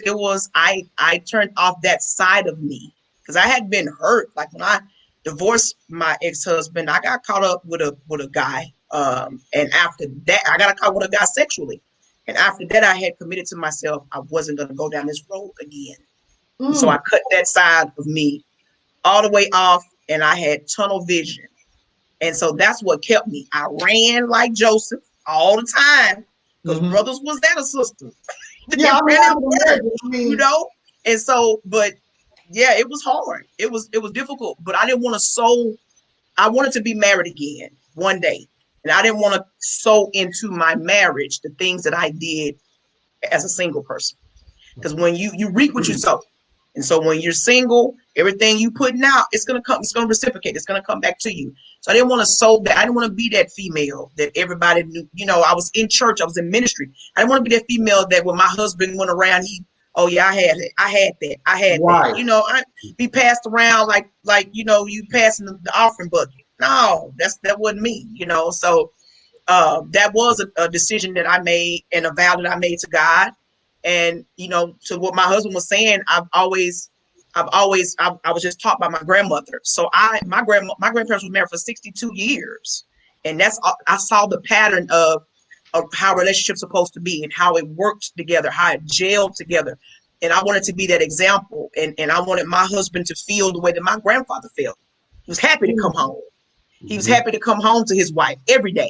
He called her all the time, baby, I'm out here, but I'll be home. And she was ready for him, and I wanted my husband to be happy to come home to some peace, come home to some happiness, some cleanness, come home to a good meal every day. Because that's all I saw. My grandmother cooked 3 times a day. And that's what I do for my husband. So it's all in what you desire to do. It's what you dedicate yourself to. So my question, and either one you can answer it, is society standards ruining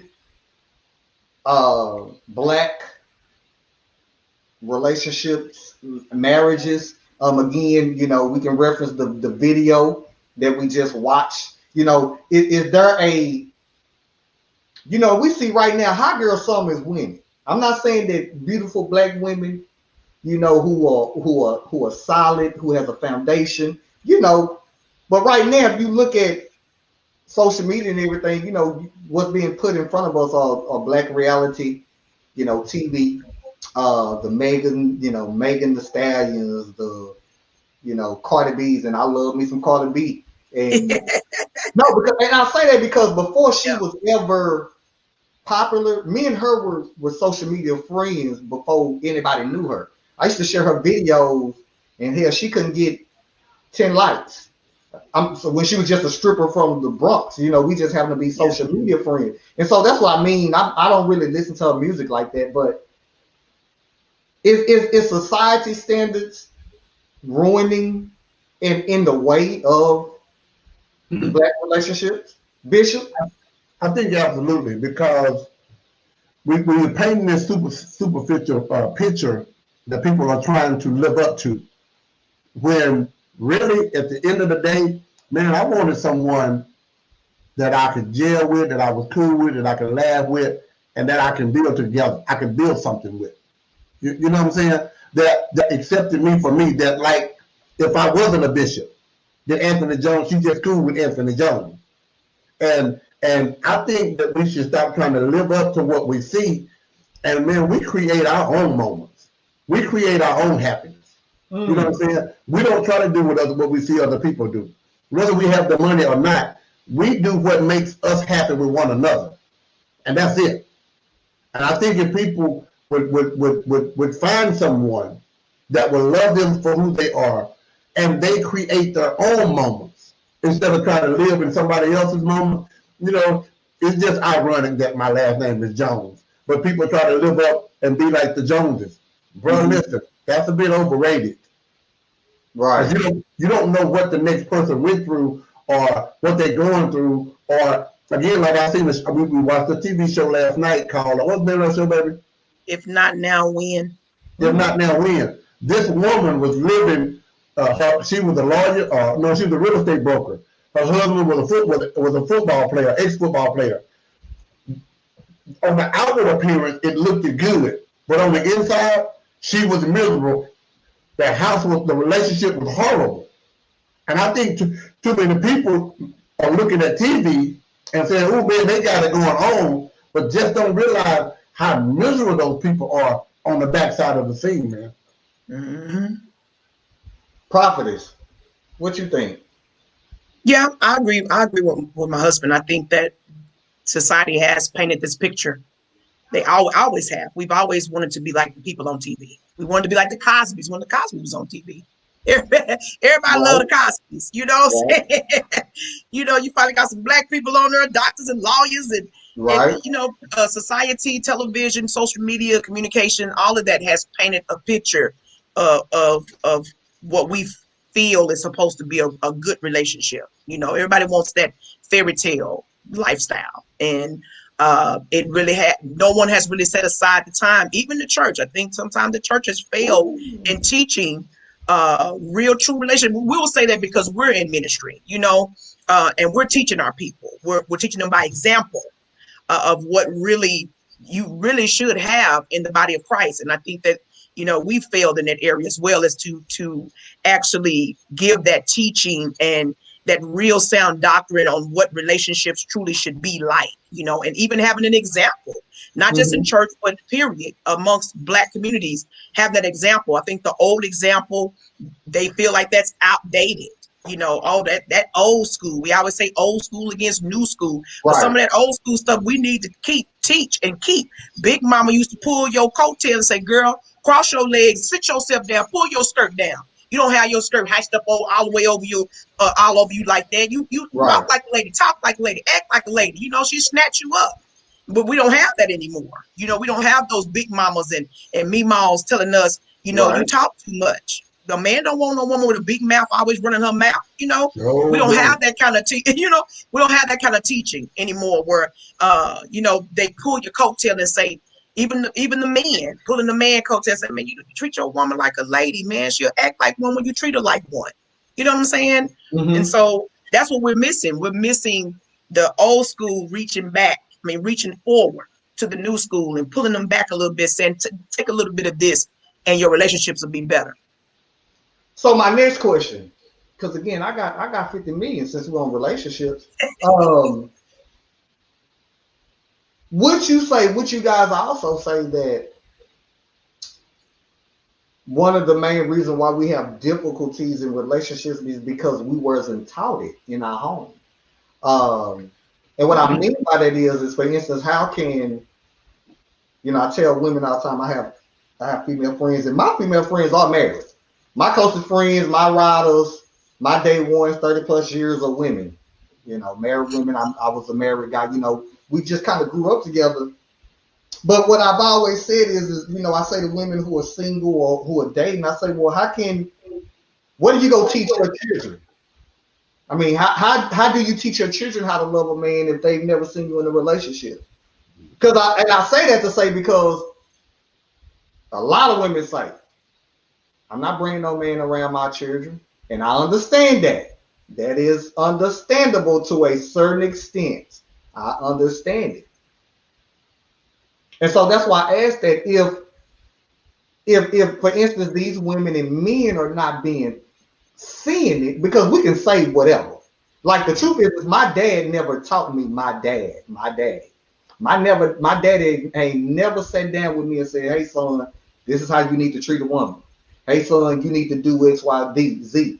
My mother has never sat down with me and said, "Hey, you need to do," and you get what I'm saying? Like my parents have never laid down to me a expectation of what I needed to be to a woman because I watched it growing up. You follow what I'm saying? I saw it. I've never seen my parents ever get into an argument. It's Right. never. And my mother be the first to say, "Listen, son, don't think because you didn't see us get into it, Right.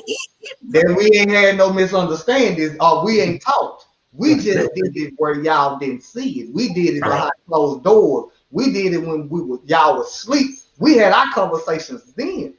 And so it for me, when I run across a woman, I'm looking for certain things. I have to be honest. I don't have an expectation list. I would never run across a woman and say, "I expect you to do this," because my expectations are simple. What we expect from each other anyway. If I meet you, I'm gonna respect you because that's just kind of how it's raised.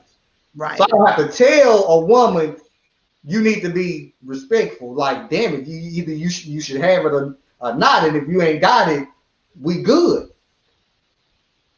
So again, could it be because a lot of us, like you had your grandmother, you was raised a certain way, so that built you to be a certain way. Well, what about the woman or the man who didn't see it? Y'all follow what I'm saying?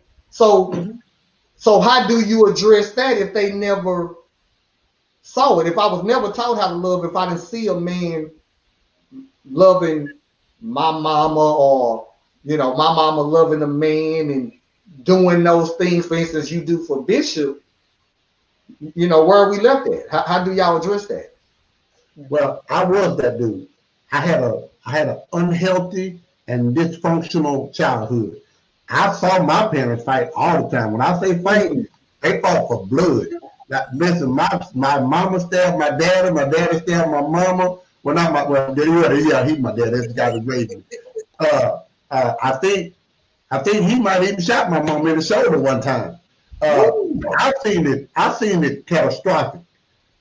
And as I grew up, what I realized later on in life is, one, I never dealt with all of that. So even though I was abusive to women physically, I was a hoe. So emotionally, I was. I did all that. But remember, I told you, I came to a point in life where I looked at myself in the mirror and I didn't like what I saw anymore. And I asked God to help me, to give me a transition. And so, now that transition probably been about within the last 5 years. So a lot of stuff that my wife do now, it still someone blows my mind. And bro, sometimes I gotta take a moment.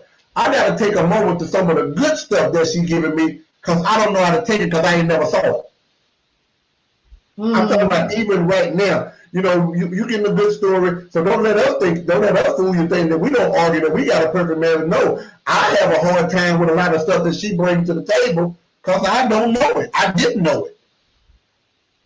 So I get that, and so from me, I can speak to that part is because I'm still learning, and I think that's what we have to get to a place. I'm not so prideful enough. I ain't arrogant enough, and my ego ain't so big that I can say, "Baby, I don't get this." See, them times that we went to the park, my wife was a big talker. I'm not. I observe and I observe the moment. So picnics and stuff that she would do, man, I would just lay out there, be chilling and be good because I'm experiencing something I never knew. I didn't know nothing about no picnics and how to go on. See, my thing of a date was spending a whole bunch of money and then, ending up at the hotel. Well, none of that stuff was working no more. You see what I'm saying? So my concept automatically was dysfunctional and unhealthy. Prophetess? I met her, which is what I wrote on this paper. My wife makes me better. She's making me a better person each and every day. Oh, baby.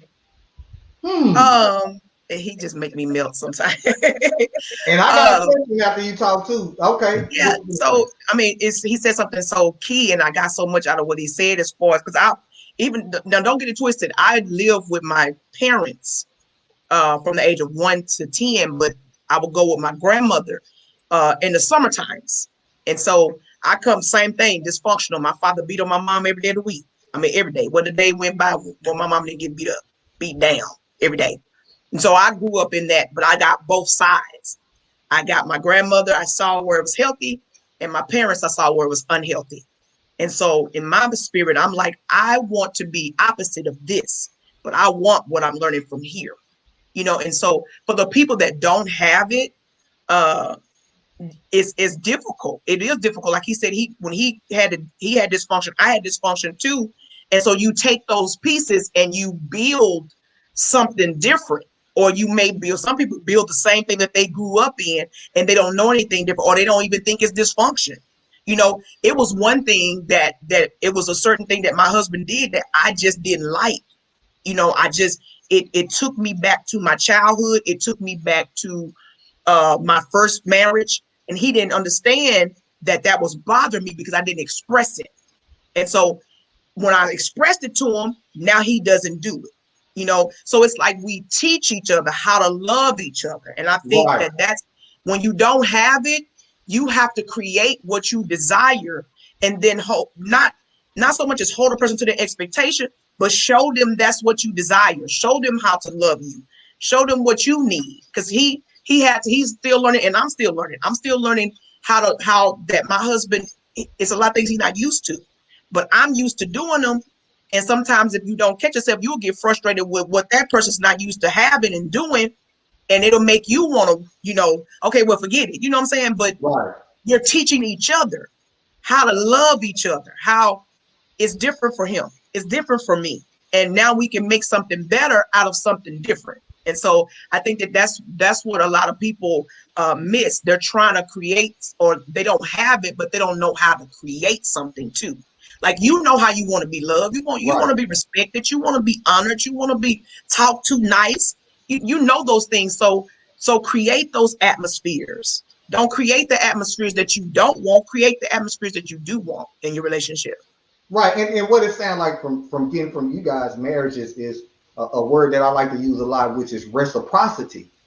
Because this wouldn't work without an exchange. Yeah. The reciprocity that goes back and forth that I'm basically hearing from you guys. That's what it boiled down to. You know, I always say that, you know, I don't want nobody like me. Hell, it's me. I'm straight. Don't need you like me. Right. But however, we can balance each other again, because I always tell people I'm never above learning, because I think that's what it's about.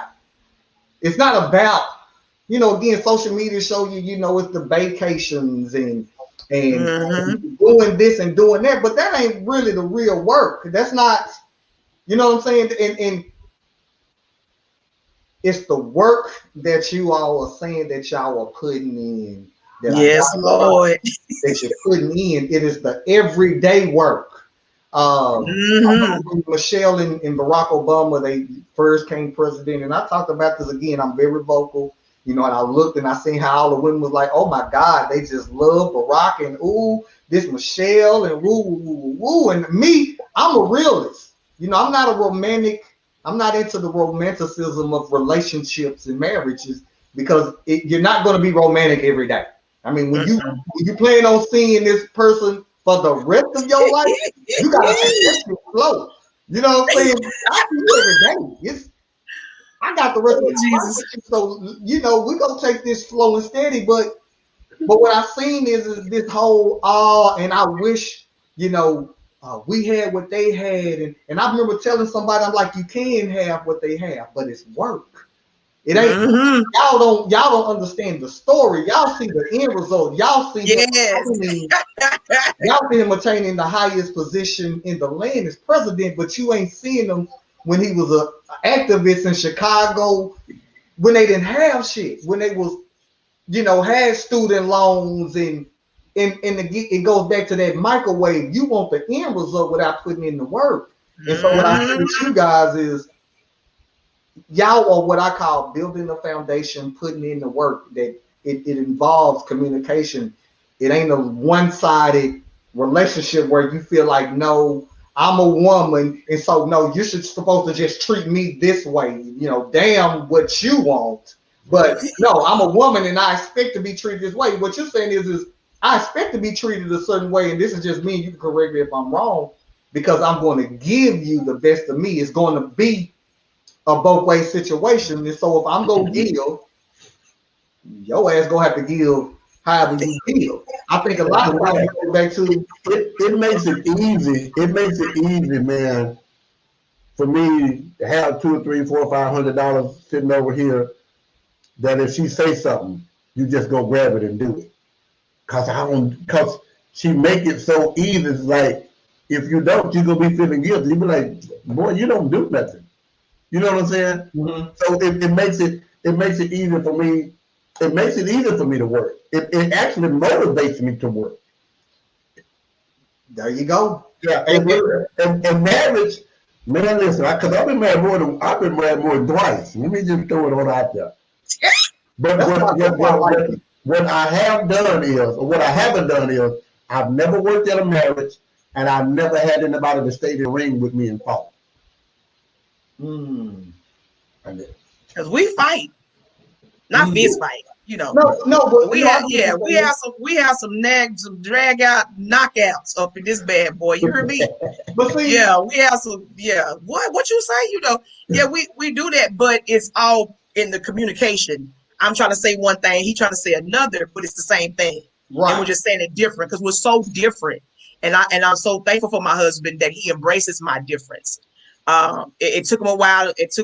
He was thrown back a little bit, you know, but he embraces my difference and he honors me for who I am and the difference that I bring. And he don't try to muzzle me. He don't try to beat me down, push me down to be anything different, you know. And I'm so grateful to have him. And I try to show him that every day, because my grandmother told me something when I was a child and I didn't understand it, because she used to say all these things. And I'm like, I'm just a kid. Why are you talking to me like this? Mm-hmm. And she would say all the time that a man doesn't have to stay with you. They choose to.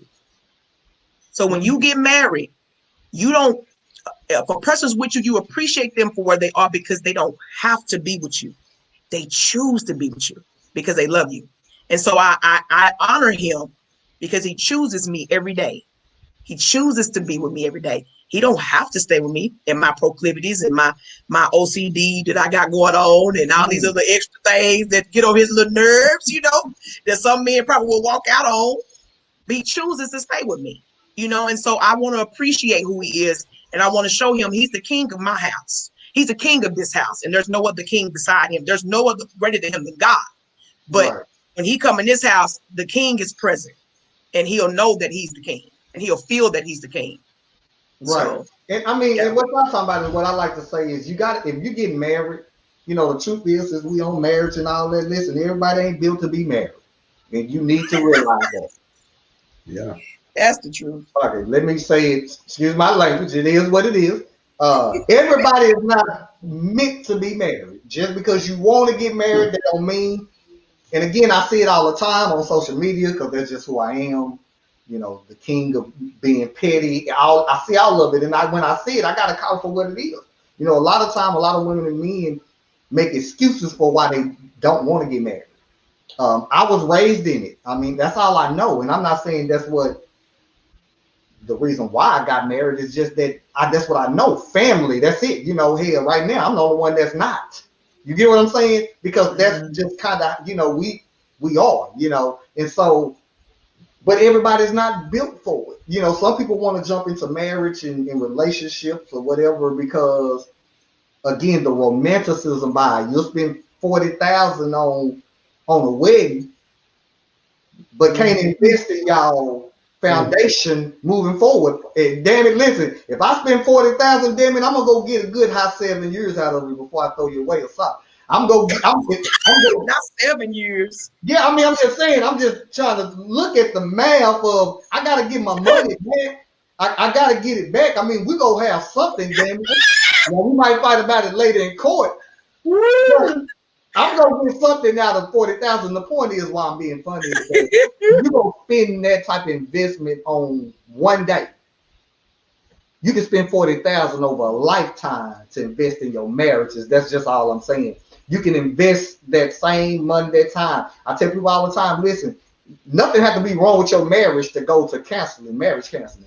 It can't, y'all have to do nothing. If you're tuned up every month just to say, you know what, we just want to go and talk to somebody that'll mentor us or however, because I want to make my marriage work. And again, it goes back to the work. It goes back to what y'all talking about. Yes, we have our differences, but like I tell people, if your ass don't have no bounce back, marriage ain't for you. Yep. If you don't have bounce back, and that's why I say marriage ain't for everybody, because it looked good until now you don't really want to deal with them after 6 months. You ain't built for marriage. You really want to play. You get what I'm saying? You really want to bounce. You 6 months, man, I'm tired. You want to bounce to somebody else, just be honest and say, you know what? Marriage ain't for me. Let me go on and be who I really want to be instead of trying to play the game, because you waste people's time. And so, like I say, man, I commend y'all for that, because that's what you're talking about, that bounce back that is required when you get married. If you're in a relationship, that's the whole goal. If your ass is just in a relationship just to be in a relationship, I look at it like you at a race and you at the finish line just saying, well, no, I don't really want to cross the finish line. I'm just cool with being where I'm at. And so before we get out of here, because y'all just shook up my whole show, and I love it. I love it. I want some words of wisdom, because clearly you guys have some words of wisdom in this book. Y'all testimony as husband and wife that y'all living out, because I do believe it's really not in the words that you say, it's about what you show people, because people are going to look at what it is. You know what I'm saying? And while I'm at it, since I got y'all on here, I'm going to just throw y'all a little alley-oop, and if you decide to dunk it, that's on y'all. One of the biggest issues that black couples are having, especially when they get married, they don't have anybody to go to mentor them. And so with that being said, I'm going to throw the alley-oop. And maybe one day when God put it in y'all spirit, maybe y'all might want to decide to say, you know what, let me create an avenue for people who are newlyweds, and be, in other words, be a testimony, because people can't go to their mothers, can't go to their fathers, because they probably have never seen it. You follow what I'm saying? And if they have somebody that they can go to and turn around and say, visible, you know what, we can learn something from them. If the church is not giving it to the couples, y'all are still the church.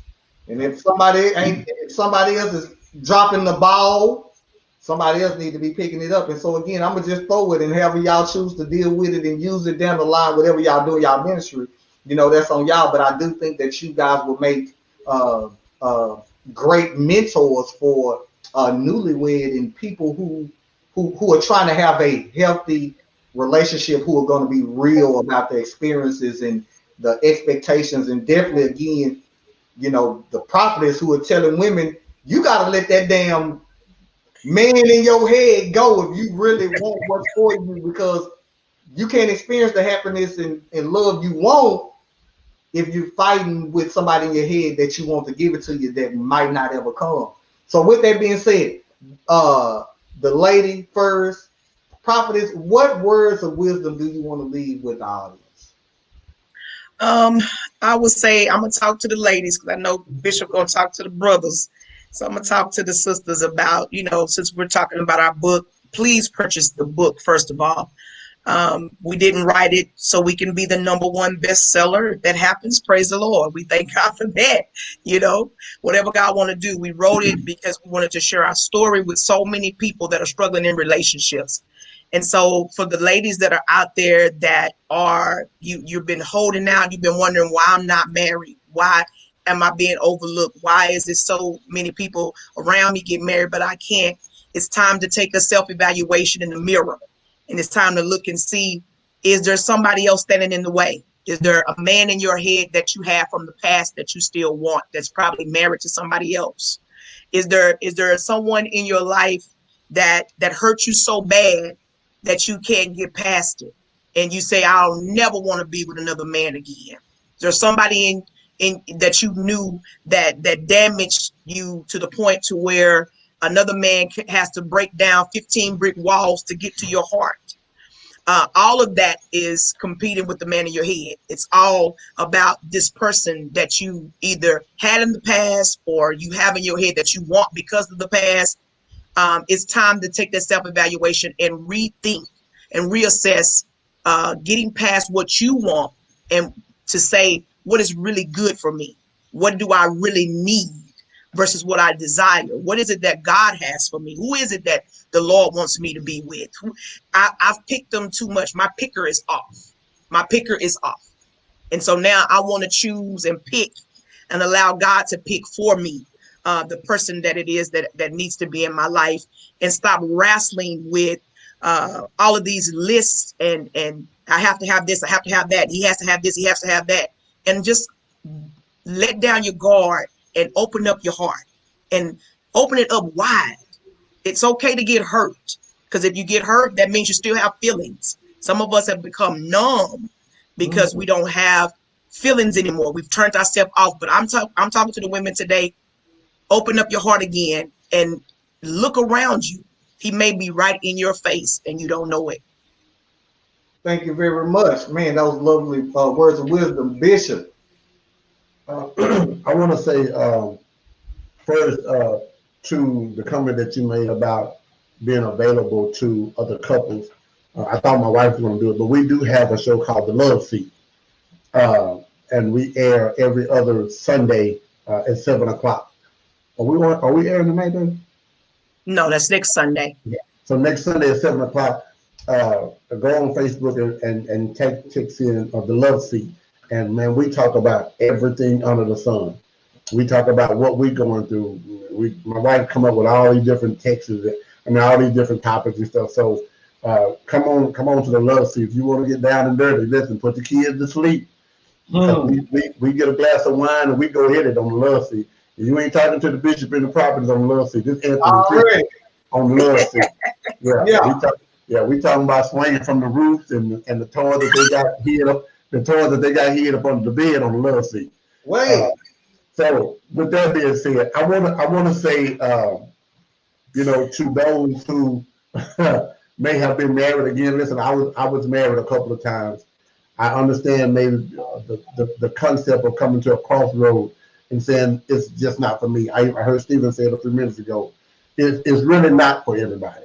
I got the scripture that can support that is not for everybody. Paul said, if I bid you to be like me, but if you can't go without doing it, marry. I'd rather to marry than to burn.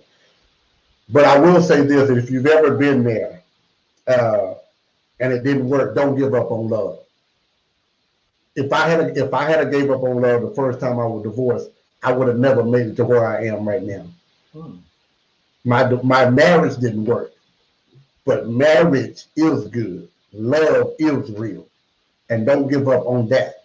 Don't give up on love. Don't give up on the magic that marriage brings for two individuals to come together, because it was meant to be magical, and it is magical. It may not have worked the first time, but try it again. Before you give up, try it again. And just because I gotta be me, it may not even work the second time. But at least you get 3 strikes before you're out. Come on. And if we just really want to deal with baseball, if they throw you 4 balls, you at least get to go to first base. That's right. Just don't give up. Don't quit. Because you never know. Love may be right in front of you. Listen, Bishop, I love having you on my show. Anytime, you more than welcome to always. Matter of fact, both of y'all more than welcome to always. Y'all were family of the Pettigrew Show. Bishop has always been a supporter. And so, I was elated that he hit me up to say, hey man, I want to be on the show. We want to get the book out there. So I want you guys to purchase this book. Listen, I just got a little old platform with a couple 150-some thousand folks, here and there and whatever. Get the book. You know, or you can get it on Amazon. You can get it Amazon. on Amazon or inbox either one of us. Or inbox either one of us. I'm Anthony Jones Sr. on Facebook, and my wife is Kristi Jones. So you can inbox us, and we'll get your autograph copy if you get the book from us. yes, If not, it's available on Amazon. Because I got mine. Yeah. I got mine. And like I said, I'm gonna do everything like I normally do. This show will re-air on several times, and so this is going to hit somebody. You know, I never not do a show that is not that it doesn't hit anybody. And so you know, this will the hero of this whole show will listen, and hopefully you know do what they need to do because again, at the end of the day, somebody did give up. I'm not gonna lie. I'll be honest. You know, I'm gonna be real transparent. I told my mother, I said, I'm gonna talk my shit. With that being said, I told my mama straight up, fuck marriage. I said, Wow. I'm done. I said, I can't do it. I gotta be honest. You know, this show we keep it 100 here, and so you know, I gotta tell my story too. You know, I said it. I was like, I'm done. My homegirls asked me, so you know, this it for you? And that was when I was angry. You know, we talking about over a year ago. Right. You know what I'm saying? We talking hot, straight off. Damn it. You know, now looking back, for me to do that now, me being in a whole different place than I was then, that was me not being who I am. You get what I'm saying? You know, at the end of the day, I could never hold whatever my past is against my future. Right. Follow what I'm saying? Whoever she may be, I could never do that. That is shortchanging what's for me and what could be for this young lady, whoever it may be. But I was there, and so for you know anybody who feel like that, man, listen.